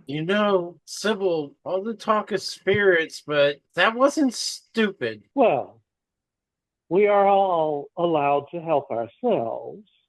Is there enough for me to share with the rest of them or not? Yeah, I could say that. Yeah, that's fine. Okay. And she will, hand wax earplugs to the rest of the party, and, up to you whether you want to use them, but we have heard the warning. I can only think of one problem. How do we communicate with each other if we can't hear? Yes, well, that is indeed part of the problem. But apparently the two former farmhands are able to work something out. Perhaps we can work with Jed for some basic hand signals. Yeah, we can do that. That's something you could easily go over. So Olga has got pox scars on her face, and pigtails come out of her helmet.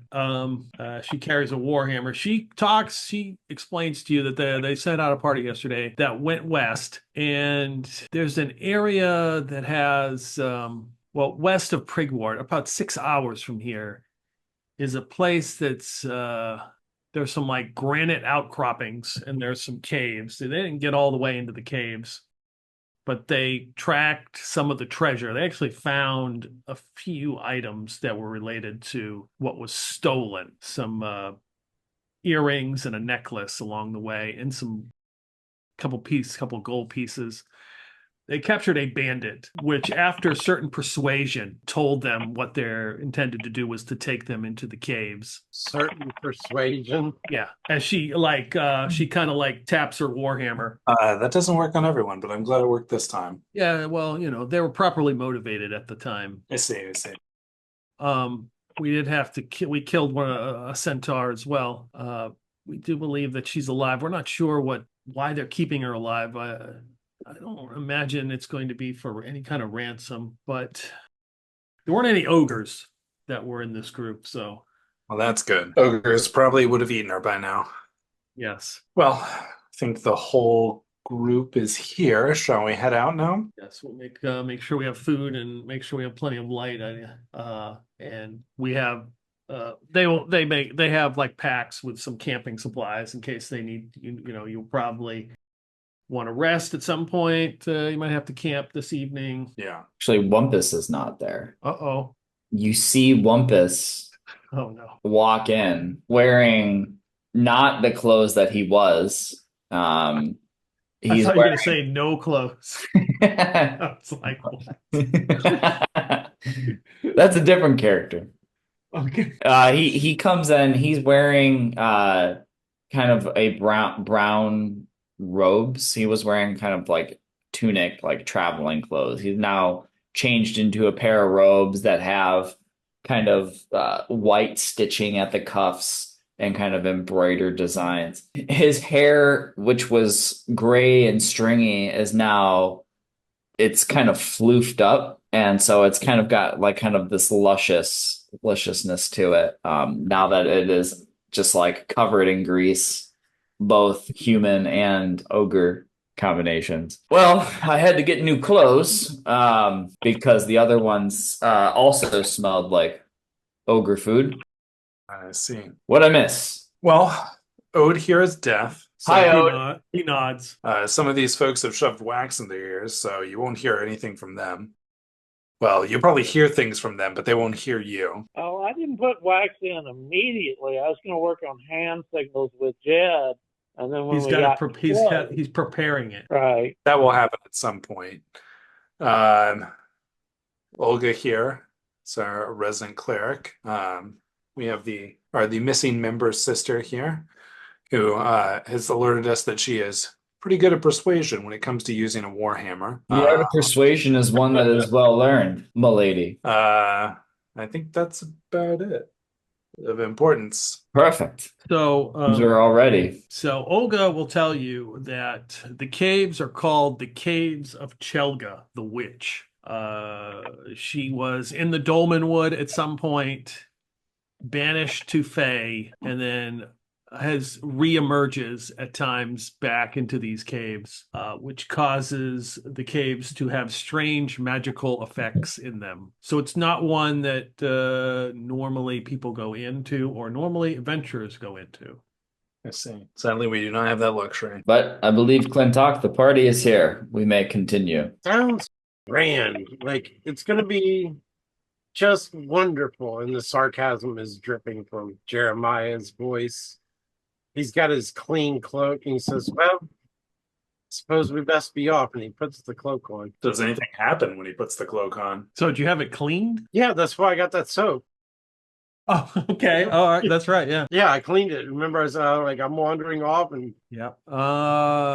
I mean, it looks really nice. It cleans up really well. It is. It's a black cloak. okay. The rain kind of beads up on it, kind of like comes off of it. But yeah, That's about it. that's about it. Well, I leave it on then. I've got a nice cloak against the rain. It's probably cursed. I'm going to have a -4 instead of a -2. Slip and fall every time I swing my sword. Well, maybe it's only a permanent -2 and it doesn't stack, and you'll just feel like you've had this concussion forever. Could be- Way to look at the bright side there. Look, I found it in the Dolmen Wood. I haven't heard much good about the Dolmen Wood. All right, Paul, give me a D6 roll. D6 incoming. 1. Don't roll a 20. I was 20 the 20 is the glow. No, roll a D20. Where the hell is this? Oh, Lordy. What'd you 1. roll? Maybe 1 was the glow. Damn it. Don't say that. All right, so you are headed out to Prigwort through the Tangled Forest west to Caves of Chelga, the Witch. You're making your way down the path and start to make your way, it's like southwest towards the caves. And let's see, Olga the cleric, so she has the map. She knows where she's going. I would say Olga probably be in front. Who is second? What's our marching? Let's see, probably what's our marching? Olga is going to be first. Clintock will place himself in the middle somewhere. Gotcha. Okay. Sybil's probably going to wander to the back, given her opinion about, in combat. Yes, she's wearing plate mail. Yes, she's allowed to be a bit hypocritical. Jeremiah's a paladin. He's not going to let somebody take the lead alone. He's going to go walk at Olga's side. Okay. Yeah, your bird, Jeremiah. It's again, it is raining. But I've and got overcast. this nice cloak that everything slides off. Yeah, of. it's weird. You're not. I mean, like when you washed it off, it really wasn't like soaking wet. It just, I mean, it looks like it gets wet a little bit, but you're not getting wet. I should say that. Behind you two, Hypto will be there, and after Clintock is Jed and Ode are standing next to each other. Where's Wampus? Wampus is going to be strategically at the back. Okay, I'll put you with Sybil. That's exactly what Wampus would want. So it's Olga, Jeremiah. Let's see. We got everybody. 1, 2, 3, 4, 5, 6. 2, 4, 6, 8. Yep. It's Olga and Jeremiah, Hypto, and then Clintock, Jed, Ode, Sybil, Wamp. When Wampus wanders up to Sybil, you see her nose flare and a long sniff in, and she just nods at you. Do you approve? Much better. Question as a player, is the cloak something that encumbers you or not? Oh, absolutely not. So Jeremiah, you would notice that Olga is walking and, she consults her map a few times. the path is obvious, so it's not like oh shit, there's a fork in the road or anything. So it seems like a pretty obvious path she's going on. And she stops and looks down. You're about 3 hours in. She looks down and she's like, kind of shakes her head. And you realize that there are some bones on the ground, animal bones, but they're stuck in the mud, because the path is a little bit wet, muddy. And then when she walks up and then you walk down the path and like to your right, there's a couple rocks, boulders, that kind of like jet out, like stand out because they're like black granite. The rain is just pouring off of them. And in a circle are 6 figures. They're cloaked in black and they have bony claws and they have, it looks like antlers coming out, and their face is wreathed in blue flames. And they're standing around this granite stone that seems to have runes on it. And when the water hits it, it almost looks like it turns to blood. And she stops and like, oh my God, like this was not here yesterday. I give a signal to the group behind me and sort of, take a step that puts me slightly in front of her, to make myself a target. And I look at her and go, I whisper, do you have any idea what they are? I'm going to give her a roll. Luckily, she has got a pretty good intelligence. I don't know. This is not of this world, that's for sure. She kind of like puts her hand out like next to you, like next to yours, is like starts stepping back away from them. How visible are they from the back of the retinue? They would stand out because it's overcast. Yeah, they would stand out because there's like, they stand about like 6-7 feet tall, and there's blue flames coming out of their head. You just see their antlers and like this blue flame. It looks like some kind of skull, but it's hard to see. He's stepping back with her. Would Wumpus be able to identify what Make these an things are? intelligence roll, Wampus. He does have a very high intelligence. It's a 5, so it's a success.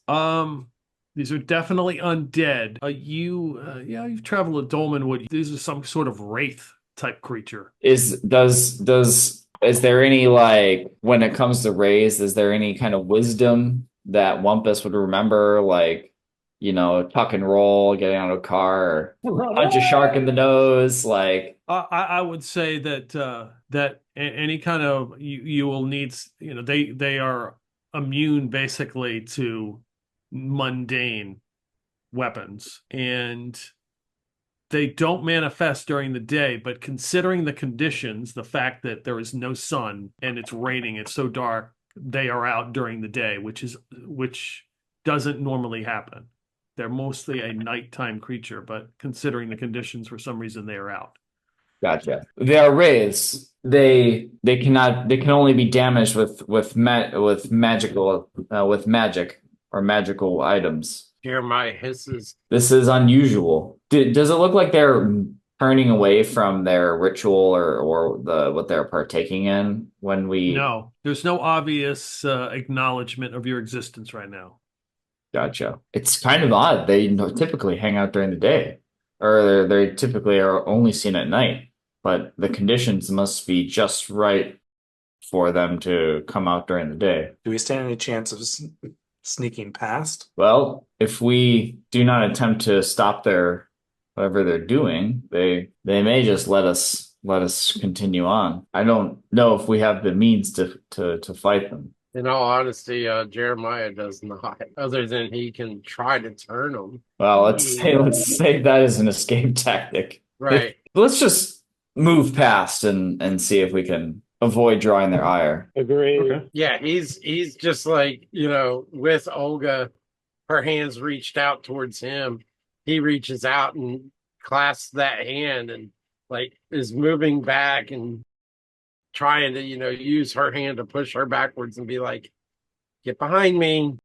Let's move back. All right. So we're going to do a group dex roll. Everybody's going to roll dex. If the majority is successful, then you get to move past. So I will take care of the NPCs. Olga does not have a very good dex. That's a 2, so that's a success for Wumpus. Asking me to roll the lowest stat my character has. I got a Is this 5. I another rope? succeed. Is this another rope trick? 6. Yes, it's under. Ah. I got a 5. I succeeded. Glintock, success. Wampus. Wampus was a success. Okay, all my NPCs failed. So it is 50-50, and I don't like 50-50 rolls. You know what? I'm just going to have to roll even odd to see if they recognize you guys, and we have to go to initiative. So this is Seems fair. I mean, Olga's dex is terrible. The other ones are pretty good, and the rolls sucked. All right, even's good, odd bad. Even good, and trust me, because I had to reread the stats on these guys. I was like, really? Really? How many other? Really? This is a random encounter. Okay. Worse than a glow? Yes. I would say so. Yes. I mean, it's magic items to hit. Nobody has a magic item. Yeah, there'd be. It's run or TPK. Yeah, these guys are pretty nasty. So yeah, you guys back up and move around them as they are in there some sort of weird ceremony. Right. Thank God Karn wasn't here. Oh, And, yeah. Oh, he would have just like stepped right in and started swinging. It's dead. It's time to fight. You know. But that sword ignores all resistances too. It's not magic, but it would still work against them, right? The Hemadiah sword? Oh, the sword would have worked. Yeah. So you bypassed. You're 3 hours in, you make your way. All right, who has to roll? Let's see. Wes, I believe, is next. You will roll a d6. 3. D20 roll. 12. Jeremiah, in your humble opinion, what ritual do you think they were attempting to do? Can I make an intelligence check on that? Yeah. What did you roll, Wes? I'm sorry. 12.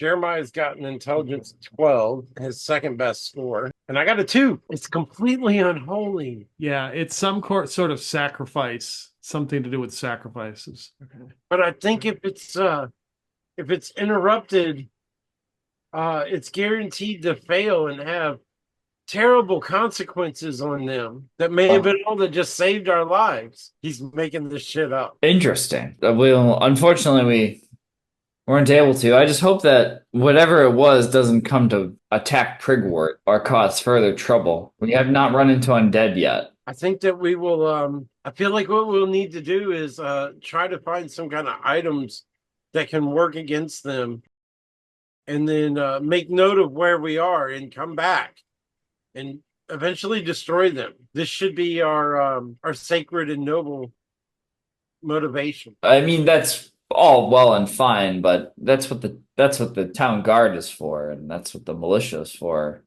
Sure, if we let them know that there are strange rituals by undead wraiths in the woods around Prigwort, I'm sure that Sir Rickon or somebody will come out and investigate. Well, the town guard, what town guard? All the town guard are dead, and that oaf who was leading them, who was next to worthless, even in the fight that Johntor and I fought in, he's injured and can't do anything. I mean, you know, what is a non-existent town guard going to do? Oh, there's the brewmasters, is what I meant. The retainers they have on hand that they're currently using to help fortify the city. What do they know about tackling these kinds of things? Probably about the same as us. But that is why we're going to need to improve. We need to get stronger and better equipped for the good of those who can't do that. Well, we should just be wary about picking and choosing our battles. Oh, I agree today. I mean, you know, what are we going to do against them if we just die? We're going to die. And that's not going to help anybody. But we need to grow stronger and come back and take care of them. I don't know if we need to, but I think we should try to get the town to help themselves. Isn't that what Cuthbert would want? If I'm understanding the wisdom of Cuthbert. But you also help those who help themselves. So maybe we put it upon the town to help us grow stronger. But if they can't do it on their own, we're obligated to help. But we can take some of them to help us as well. You know, to be meat shields. I mean, cannon fodder. I mean to. Well, I think Jed and Ode and Hypto are. But obviously, we're not going to fight today. Yeah, but they are a party to this. So they would be also good people to help out. True. I mean, but they couldn't help us today, right? No. They too will have to grow stronger. I mean, by grow stronger, you mean become richer or find magical weapons. I mean, yeah, find magical weapons and gain experience and exercise every day and grow stronger. We'll get that. Sounds like they need some sort of training plan. Pray every morning, pray every evening, Trading plan. You channeling somebody there? and train all day until they're strong enough to come out here and find this group of 6 evil beings and just put the smackdown on them. Well, I trust that you can come up with such a training plan. By Cuthbert, I might, but we don't have to do that today. This may take us years to accomplish. Unless we find a personal trainer. You know, I think I've heard of one. Oh, great. Well, we can discuss. We can discuss it more when we get back. I think his name's Basil. I've never heard of him. You're lost, really. It really is. Well, I maybe watched we- him just dominate in the arm wrestling. Well, maybe we can get this Basil to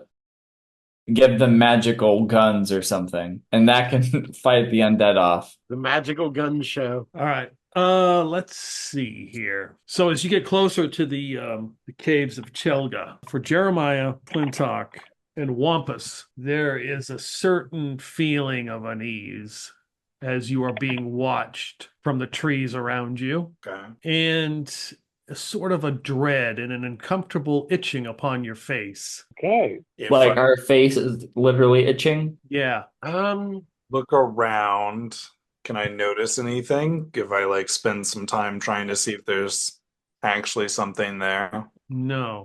I mean, it's just yeah, it's a very uneasy feeling. Yeah. Does it continue to like grow stronger? Like the more the deeper we. Yes, it started out very subtle, and yeah, it's getting stronger. Jeremiah, you cannot cast any. Well, you do laying on hands, right? So that's sort of spell casting, right? Deific rather than arcane. For Jeremiah, you hear laughter that grows from a titter to a contemptuous cackle. Guys, the last time that we I just heard some noises. And it's laughter. And the last time I heard laughter in these woods, the Fae attacked. I think we need to be ready. I think the Fae are once again after us. I hear nothing. Are you already bewitched? By Cuthbert, I command you, leave and leave us alone. Leave us unmolested. For Sybil, you perceive a deep thrum, which after some time maybe intuit as the actual sound of the growth of trees and plants. Well, there's something strange in these woods. I think now would be the time for those of us with earplugs, and she puts her earplugs in. Okay. Olga just kind of looks at Jeremiah like, hey, I'm not sensing anything. You did not hear that laugh and that cackle? No, Do you not feel a sense of unease? no, I feel a sense of oneness with the surroundings. You don't feel that itch on your face, that terrible feeling, No, the dread? Palpable. Doesn't feel great. Do you always feel oneness with your surroundings? no, but here I seem to. Whatever area we pass into seems to have some sort of effect that appears to differ, appears to be affecting each person, each of us differently. Sybil mouth, you okay? You okay? We'll say.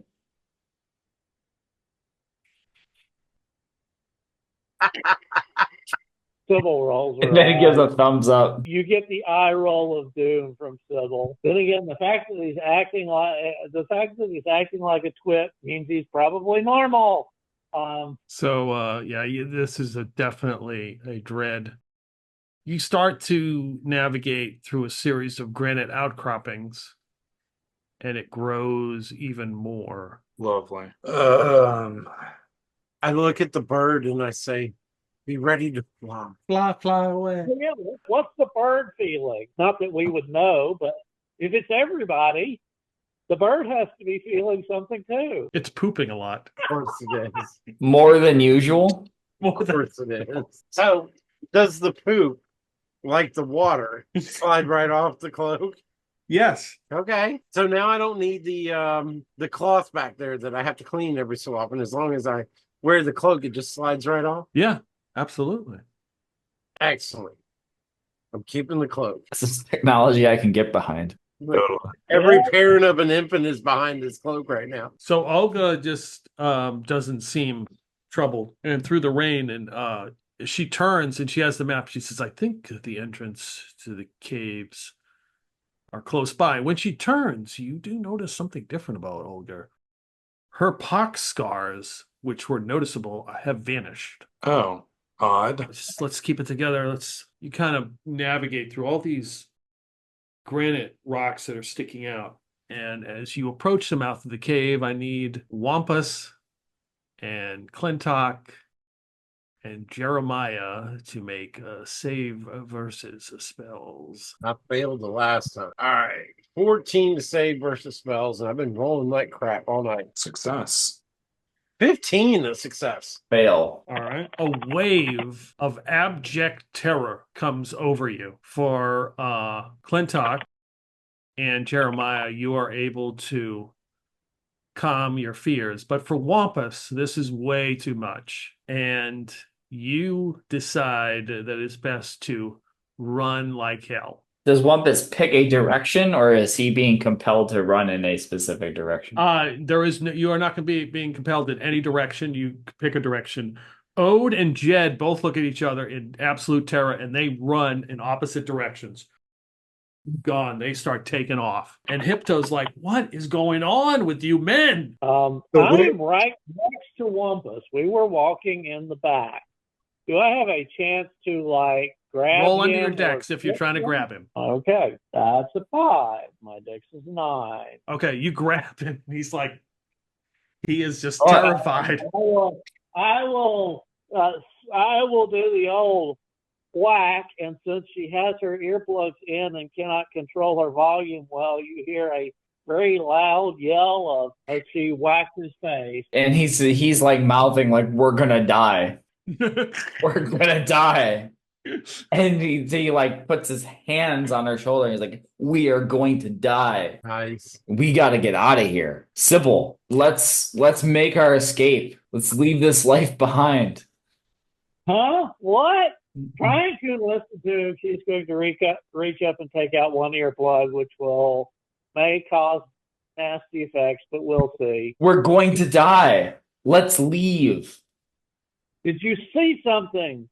You're bewitched. I'm not bewitched. I got something for that. Here, this talisman, and she pulls her hair around. This talisman is from a time when I overcame one of my greatest fears.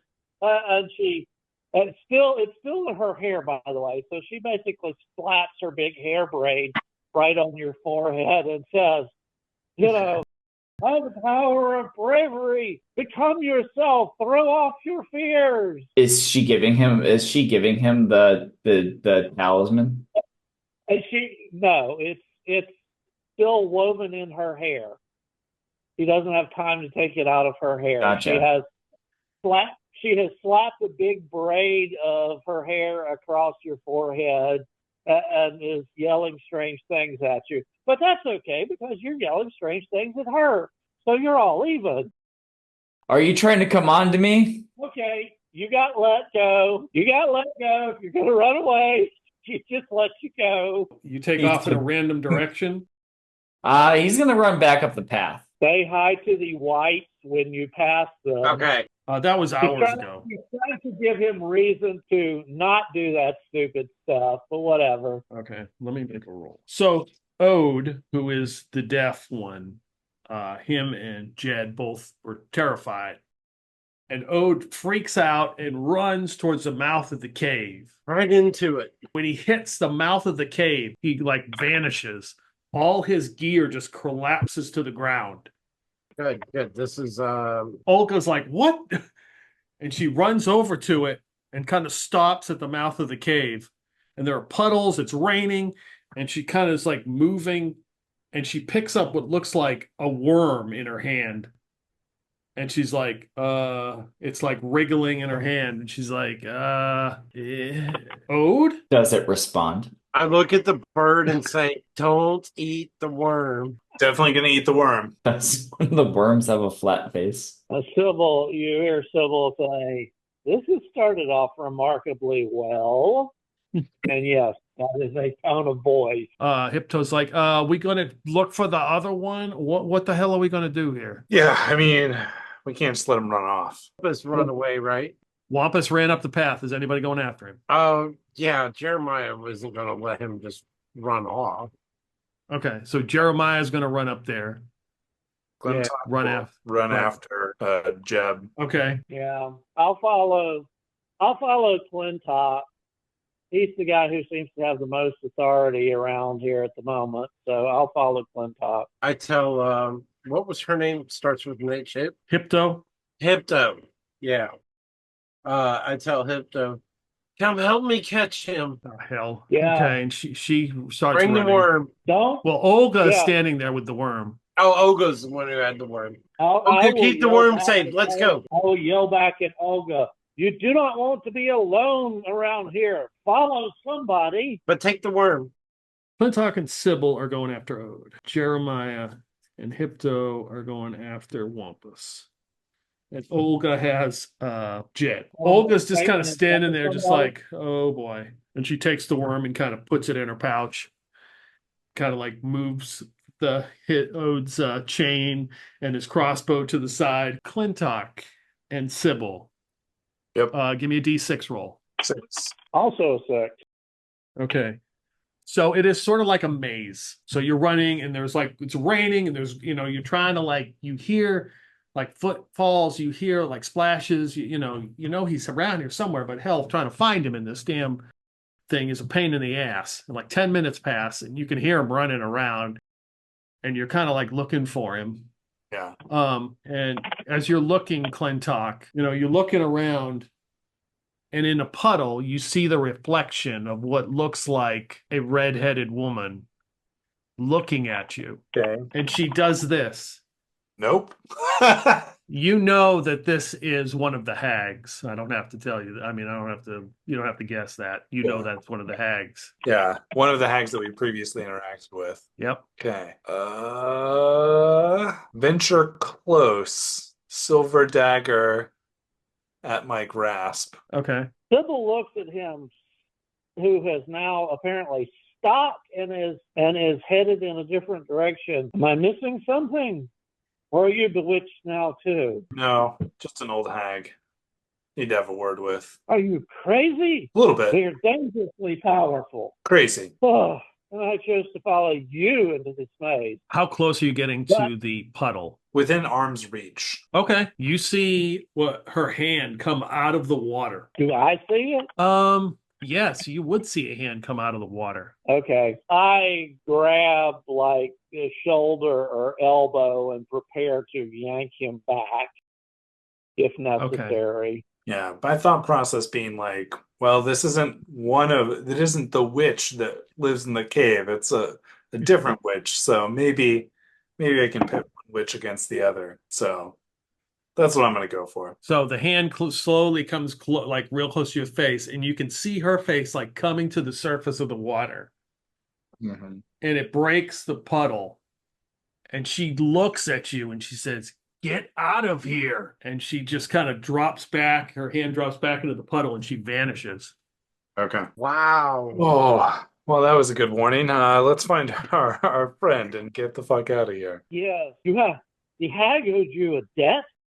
That's the only way they help anybody. Well, she's not after my soul because I don't have one of those, but whoops. Let that slip.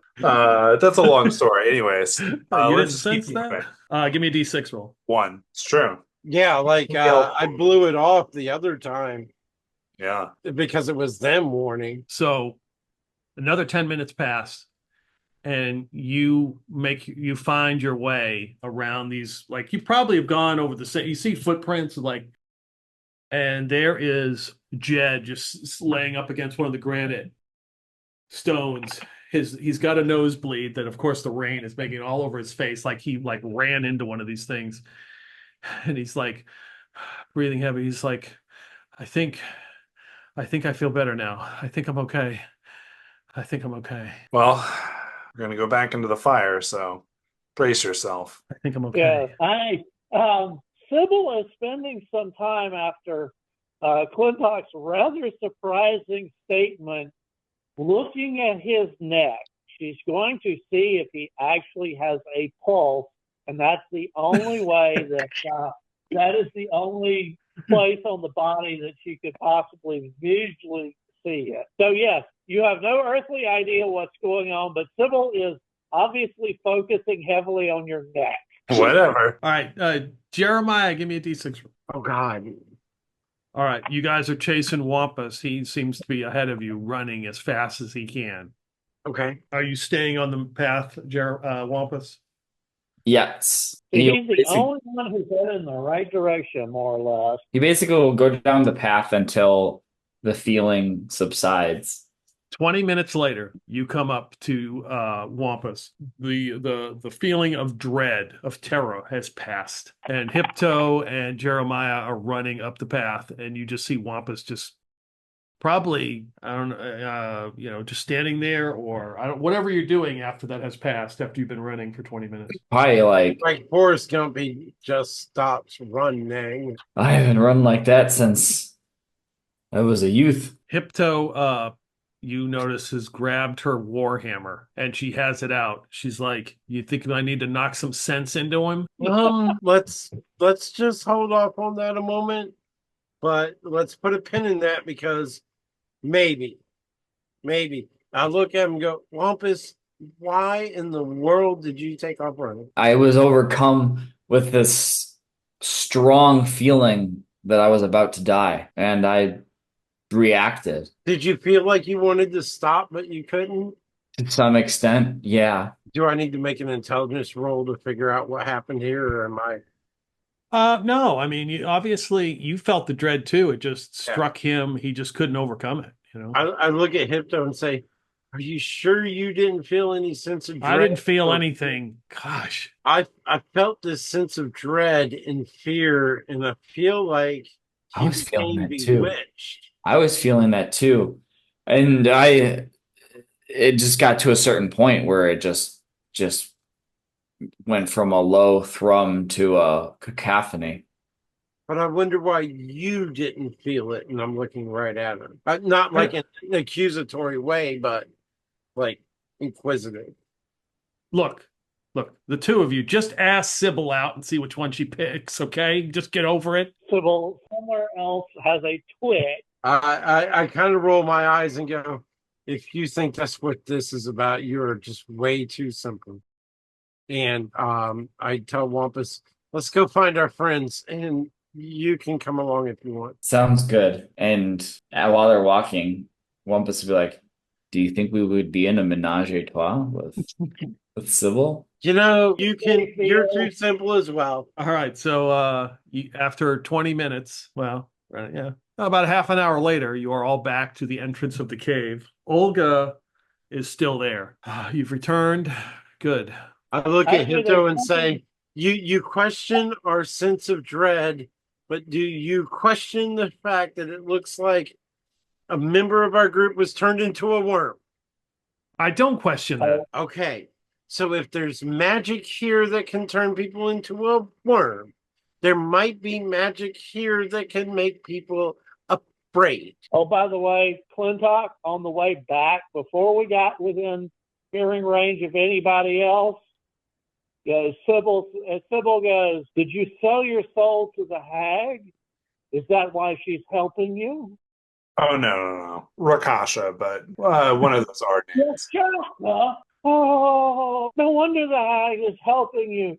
You serve a greater evil. Huh. Who knew? Just keeps walking. She is, if you look behind you now, she is reflexively going through the various talismans in her hair. It's like, no, not strong enough. Crystal Crystal with the green inclusion. No, wrong direction. Going through the various talismans in her hair and keeping an eye on you ahead. Mm-hmm. Good to And know. then as we meet, she'll look over to Jeremiah. Are you all bound to spirits? Is that what this group is? No, no, And no. she'll look at, are you all bound? Do I have to find you one to join you? You're going to need to dial the crazy spirit thing back at least. It's up to about here, and you're going to need to bring it down to about, and he reaches down and pats the top of his foot. You need to bring it down about here. And she points to Clintock. But do you know what he serves? I don't know what he serves. I just know that he has seen us through some really, really crazy stuff. Exactly. And Results. everybody has come through. Okay, well, maybe not smelling like a rose, but we're okay. Yeah. That is true. Sometimes even the And better he's got people. this friend Karn, and when you meet Karn, you'll understand that this is the way that you should walk through life. It's good, and your mother will be proud of you for walking this walk. Well, that is true. And she looks at Clintock. It is true that sometimes the better people must make sacrifices. Yeah. You have not done me wrong, but my eye is on you. Fair enough. But since you're so protected by all the talismans, do you think you want to go into the cave? This is exactly the same as, why don't you walk in front of the party and lead? And my answer is exactly the same. If you must try these things to fences, perhaps we can find and stun some small animals and throw them through. Would you put your talismans on them? My protections are for my own use. But maybe they'd protect you from whatever's cursed the cave. I'll look at Olga and I'll say, do you think there's another entrance? Because this one may be problematic. I'm unaware of any other entrances, but do you want to look for another one? Well, turn around now. We won't have found Haig. We'll have to go back past whatever those things were. Yeah. I'd at least like to try to get some resolution here. I was serious about the animals. Well, you can go hunting. Does it look like these hands ever hunt? No. I can try to help you hunt. I don't know how much help I'll be. No, we should not split up. But if we come across something as we go, it might be worth taking it down to see if the defenses can be overwhelmed with numbers. He has Bowyer Fletcher. So what she will do is take a minute and take a couple of her arrows, and rather than just break off the heads, she will actually disassemble and put the arrowheads down, and so she has a couple of blunt arrows to take down things if necessary. Okay. So she going to go hunting for some sort of game? No, I'm not leaving the group. You know, getting out of sight of the rest of these people sounds like the stupidest thing possible, but she's going to be watching while we walk along. Okay, so you're headed back down the trail, like back through the granite outcroppings. Like you're looking for game to hit, right, and throw through. Right. Okay, because like there's like a cave in front of you. Yeah. And bunch of puddles and mud, and these granite outcroppings are everywhere. It's kind of a maze, and then like directly behind you is like that's the path that leads where you came. Got it. So as you're doing that and making your preparations, you hear voices and people like having a conversation, walking in the direction that you are. All right. That's what Clintock does. What, hide? Yeah. Okay. Yeah. As we start getting back closer to the caves, did that sense of dread return? Oh, the sense of dread, no, is gone. It's a one-shot deal. Okay. You still feel uneasy. The other stuff I talked about is still there. The itching and that's still there, but It's the entire party together, so the voices have to be somebody other than Wampus. correct. Or... Yeah, it's somebody else. So this is after Wampus has come back. Okay, so yeah, I'm gonna look for some place to get behind a tree, or wait a minute, bunch of granite monoliths. Great Yep. places to hide behind. What do these voices sound like? Do they sound like they're speaking? Do they speak a language that Jeremiah can understand? Make an intelligence roll. Oh, I want to go under that 12. I can do that with a 3. Yeah, So- baby. You are a former thief, correct? Yeah. You know thieves can't. So you know it's like a slang. It's kind of like this isn't thieves can't, but it reminds you of it. Okay. I look at my friends and say, yeah, hiding might be a good idea. And I whisper to the bird, fly to the top of a rock nearby. It's a good idea not to be with me. Okay. All right. I Bird don't know if flies the off. bird's going to understand me, but I'm going to be like, The bird flies off. Yes. yeah. I'm not going to say the bird's got plot armor, but I'm not going to deny it. It does. And of course, the Sybil has proof positive that there's already a resident spirit there. So So you're all hiding, I would assume. Yep. yeah, Okay. Coming down the path, you see what looks like a woman in a grass woven cloak with black hair. The water is like beating up against it. Followed by another woman in some kind of leather black boots and a rose velvet colored cloak with a cowl. And they're speaking in kind of a cant-like speak that Jeremiah reminds him of thieves' cant. And they sort of just a casual stroll for them as they're walking into the mouth of the cave. One steps, looks over at the armor and various items that are in front. They kind of look at each other. They have a laugh and they walk into the mouth of the cave and disappear. What kind of armor was that, by the way? It was chain. Okay. Oops, they knew we were here. Jeremiah goes over and picks it up Okay. and looks at Hypto and says, this might be better to wear than leather. Yeah, maybe, but yeah, I could. I mean, it didn't work out too well for Ode there. It didn't work too well against the magic, that's for sure. Yeah, you're probably right. This is probably better than this leather stuff. It's kind of awful in this rain. So yeah, she will take like 10 minutes to don the chain armor. Oh, this isn't going to be better in the rain. It's going to be worse. But when somebody swings a sword at you, you'll be glad you had it on. yeah. So look at when the two entered the cave.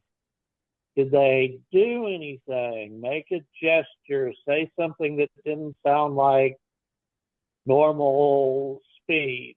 Touch anything? Like any indication? No, they walked in like very casually. Like, oh, great! It's probably something own somebody. Probably a talisman or something. Well, they have to come out eventually, hopefully. Olga's like, what's our plan? What do we want to do? They look like normal people, right? I guess. I mean, Not hags or harpies or.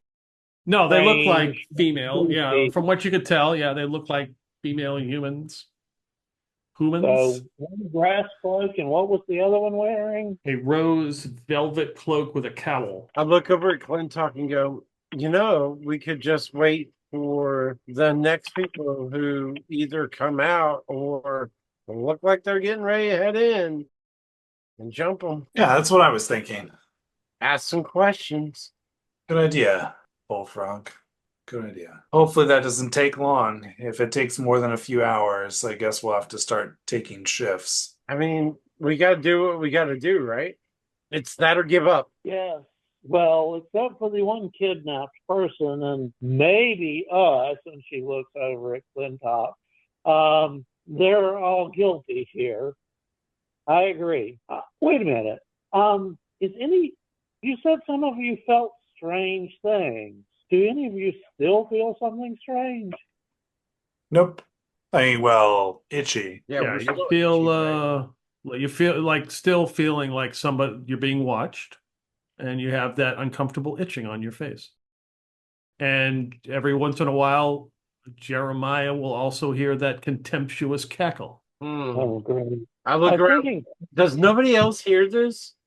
no. This feels like it's some kind of warning to me then. Has anybody else experienced anything that feels like some kind of warning to them? Because I don't know about what happened with Clintock. The only thing I can figure out is we heard that, well, Jeremiah heard that laughter and cackle before we got attacked when he got put to sleep.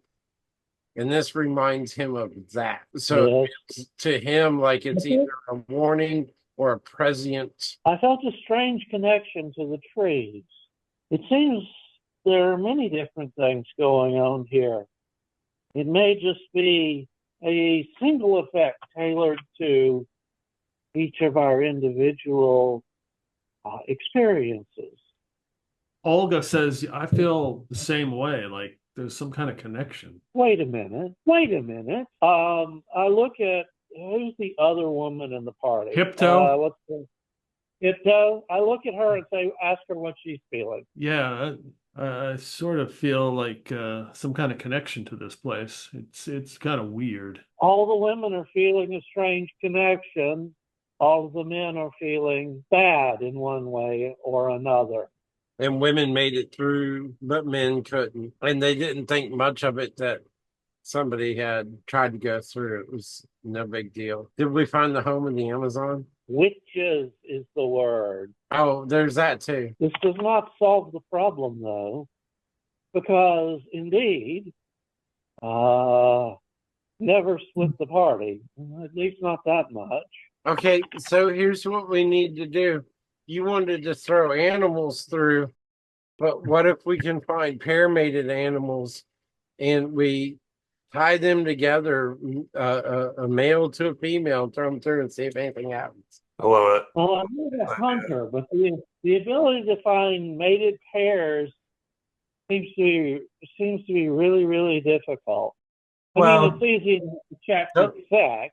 So in other words, we're back to we wait for somebody to come out or go in or head in and jump them. Guess so. Oh, all right. Rope, rock. She will take some rope out of her pack, find anywhere from a fist size to a head sized rock, tighten the rope securely around it, and go fishing. In other words, she will toss the rock through the barrier and then drag it back. So does it cut the rope when I throw it through, or can I drag the rock back through? How long? I mean, she's just going to toss it in and immediately drag it back, not leave it. How far in are you throwing? Like 5 feet. I've got Okay, yeah, you hear it, you see it go through the entrance and hit the ground, and you pull it back. And she looks around at Clintock and says, "Perhaps I will test my trinkets, as you say." And she unties the rope and ties it around her waist. If I don't come back immediately, pull me. All right. And we will see if if I have another. Well, actually, this would be a 2-episode character instead of a 1-episode character. But we're about to see, because once they are braced and ready to drag her back quickly, if necessary, she's going to walk in 5 feet and turn around and walk right back out. Although, of course, taking note of what she sees once she's through it. And this is how Russell lost 2 characters in 2 seconds. So Sybil, you step across into the entrance of the cave in 5 feet, nothing changes, and you step back out, nothing changes. So was this not a black barrier? Kind of. It's dark, but I mean, stepping in 5 feet, it's dark in here, but Okay. And she's got infravision though, so she can at least see heat sources. Okay. Yeah, you don't see any heat sources. So no, I lied. I lied. Yes, you do. You do actually see a heat source about 15 feet in front of you. Human shaped or like? No, it is not. It's an odd shape. It looks like a rectangle. I will step back out. Still dark, and there's no extra light, but there is a rectangular doorway, maybe a rectangular heat source about 15 feet further in. Anybody got more rope? Let me see. Yeah, I've got another 50 feet you can have. Does it come in 50 feet sections? Let me read my character sheet, see what she says. Jeremiah has. Yeah, I got 50 feet of rope. Oh, so I'm Jeremiah sorry. does have rope with what's around We his don't need to- spear. I forgot. We don't need to split. So draw my sword and shield. And the plan is walk up to the heat source and then immediately back out. Walk up, take a quick look at whatever the heck that might be, and immediately back out. Okay, so you draw your sword and shield. You're tied to this rope. Who's holding onto said rope? Jeremiah will. Jeremiah. Okay. I was gonna say Clintock will find a tree to tie it around. There's really not a lot of trees. There's a lot of you really There's a can't tie it rock. around the granite rocks. Well, Hipto grabs it as well. She yeah. looks like she's pretty strong. If there's like a length of rope at the very end, he'll tie his like grappling hook to it and then dig the grappling hook into the ground as like the last. Okay. You have infravision, so you're picking up heat signatures, right? Right. Unless there's actual light, but yes. No, there's no light in here. Give me a D6 roll. Better not be an encounter roll. 4. Okay. So you stepping into the room, you pass, and ahead of you is this heat source that you picked up before. It is a rectangle. It's about 6 feet long. You really can't. It's pitch black. You can't tell. Vertical or horizontal? It's horizontal. Oh, like a hole? Maybe? Who knows? No, it's sticking up out of the ground. I mean, it's Okay, weird as heck, but okay. But I'm only getting, within like 5 feet or so of it, just trying to get a better idea of what the hell it is, not going in or on, and then Okay. going right back out. Assuming I have the option, because it seems like something, is going on. Yeah. I mean, you can get up 5 feet from it. It's either like some kind of chest or something, or it's something like that. But it's like I said, it's dark. That's all you see from where you are. That's 6 feet wide. Yeah, it's about 60 How feet deep? wide and 2 feet tall and about 3 feet deep. Well, I will walk back out and report that, assuming So I can. it's safe walk for back you out to and go report in that. there. I mean, why don't you just keep going further? How about because there's a massive witches coven somewhere in there and, caution, care. Actually, my next idea is to walk in far enough to lasso that thing and see if we can't drag it out. Fair enough, but I think you'd probably fit in with the Witches' Coven. Just saying. While I have a certain degree of respect for sisters of the arts, as it were, they don't know me. And how shall I put this? I think they practice things I'd rather not. Ah, all right. Well, So that's the next plan is, pre-make a big ass loop of rope and then walk in, drop the loop over the thing so it's all the way around it, and Okay. then walk back out and see if we can combined can drag the sucker out into the light. Okay, so you try to throw it around it to hook it and then come back and pull it out. Right. I'm going to, while I'm there, and, if I get startled, I'm headed out immediately. But while I'm there, I'm just going to tug it just enough to make sure it's set around the thing. The rope is settled around the thing, and then walk out and see if we can't pull it out. Okay, good. That's when we roll initiative. I rolled a 3. Whose turn is it? It would be Sybil. Great. Freaking wonderful. You know what? I'm going to use my hustle point. Probably a wise choice. Because I think going first is going to be a really good idea. I may go 2 for 2. That was 2 ones in a row. So There is this heat source. right. You throw the rope to try to go around it. The rope, as soon as the rope touches that thing, it lashes, something comes at you like a pseudopod. great. Frickin' minute. If that's indeed what it is. Luckily, Oh. I rolled a 3, so I don't think a 10 hits you. As the pseudopod lashes out, you can feel it whip right past you. It is your turn. My move is going to be GTFO. Okay, you get out of there. It's got tentacles, is what she yells on her way out. Do you still have a rope around you? Yes. I start pulling on it. No, I ran out. It's only. But I start pulling on the rope just in case. Okay. My suggestion was to be hide again. All right. I say, the rectangle thing was alive. It's got tentacles. Since I can't use the word mimic. All right. Or don't know to use the word mimic. There's no reason she would know that. So, Jeremiah, you're pulling on the rope. Yes. Okay. Because that's my job if there's an emergency. Okay. I rolled a 4. What do you guys get to roll? I can start again for 4, so. You are up. I will describe what happens.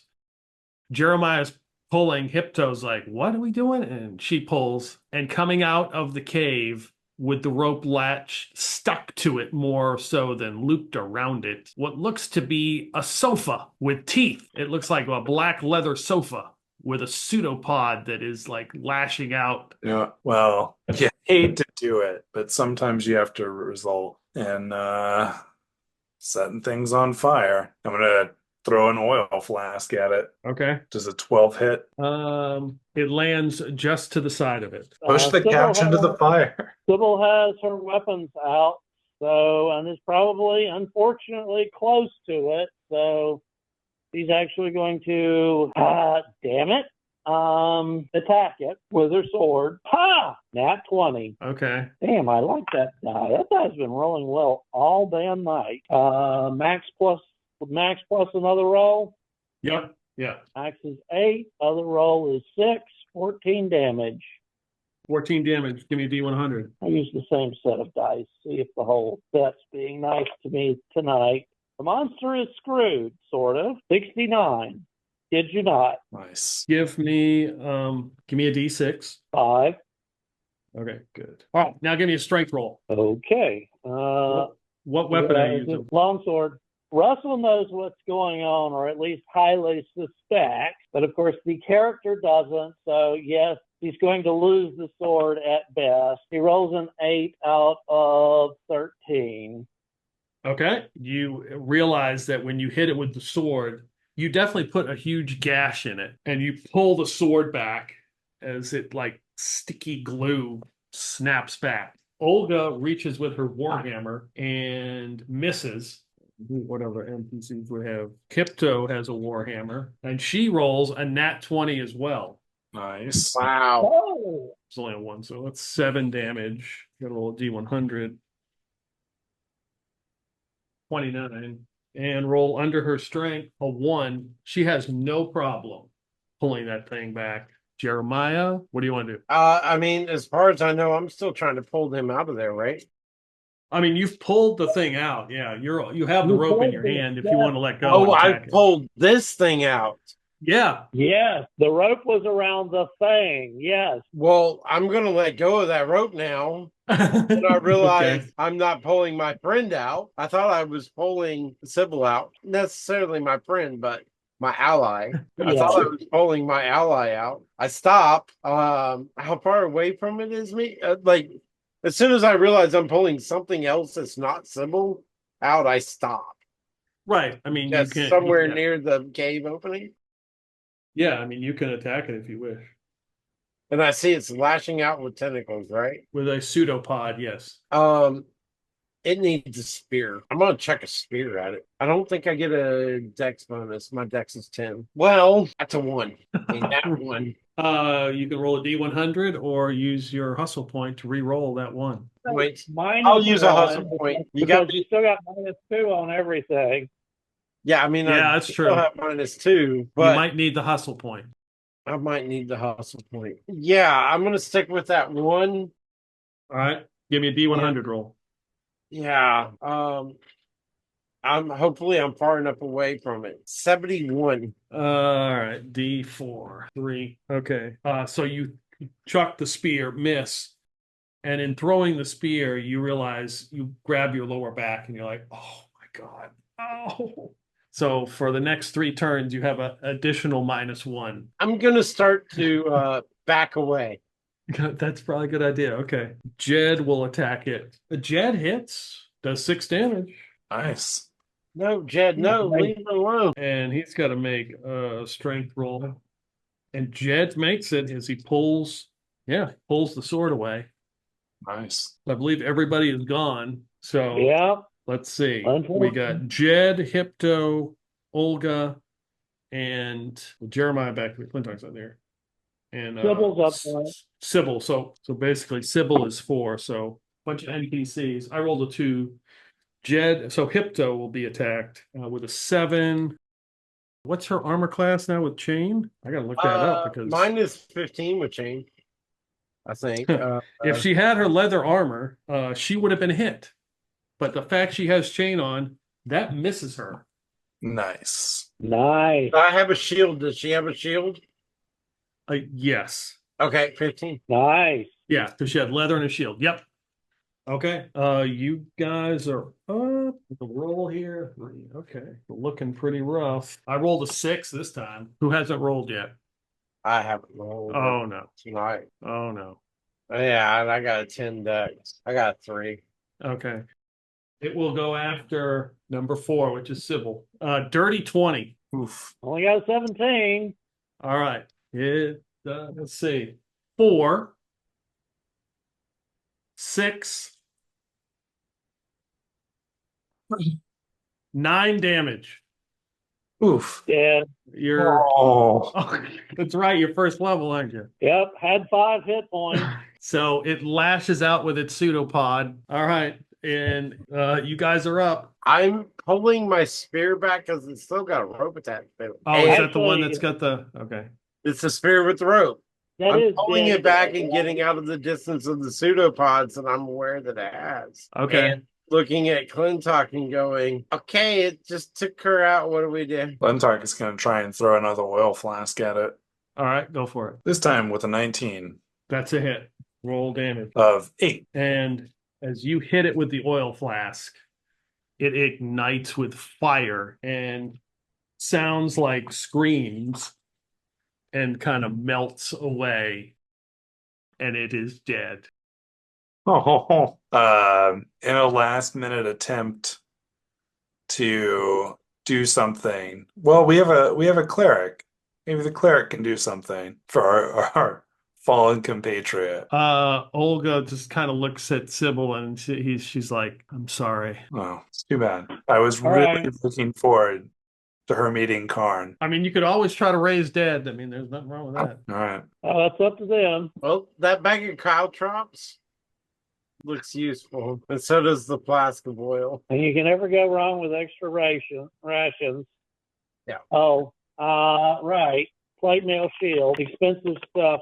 Well, somewhat expensive stuff. Oh, well, I mean, I've been eating plate meal for a while. It sounds like I just got me some plate mail for Jeremiah. Thanks, Russell. Loot the body. God damn it. 2 Well- for 2. We'll loot the body later. We have to get a jump on whoever comes out next. Forget that. I need that plate mail. It's just my size. Is it though?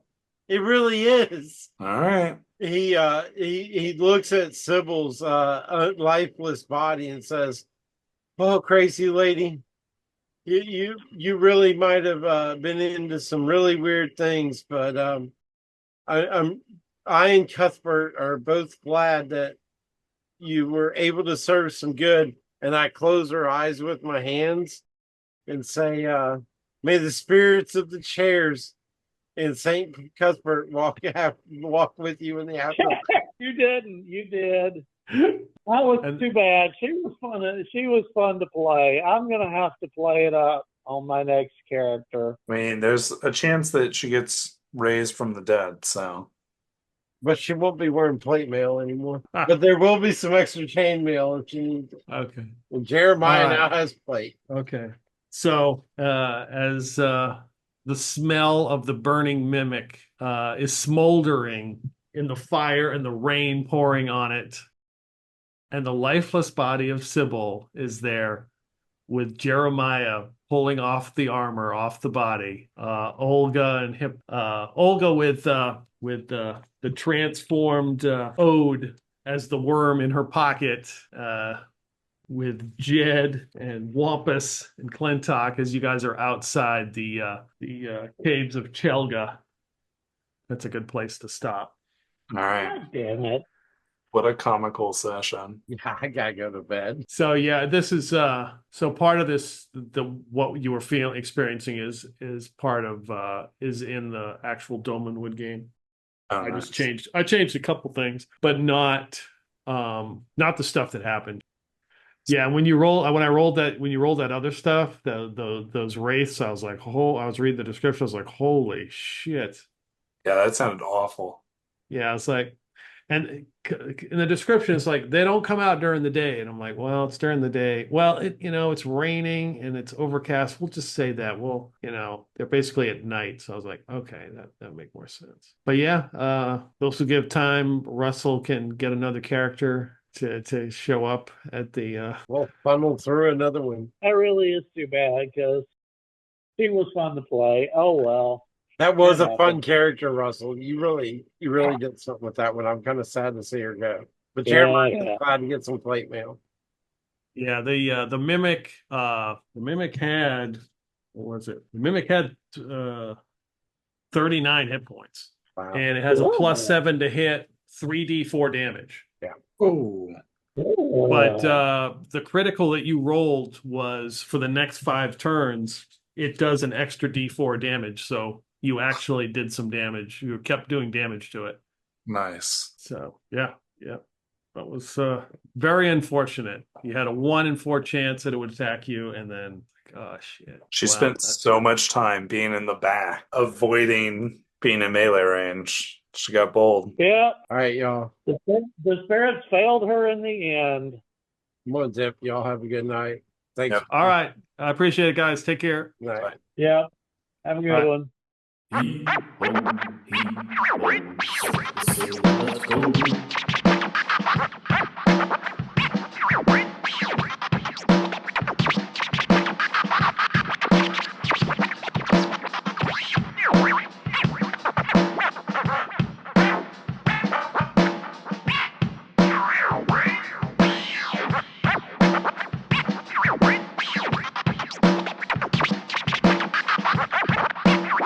Here's to swimming with bow-legged women.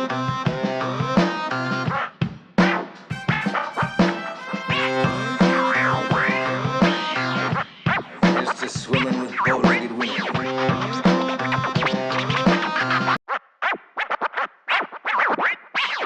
Set the sails. Let's go.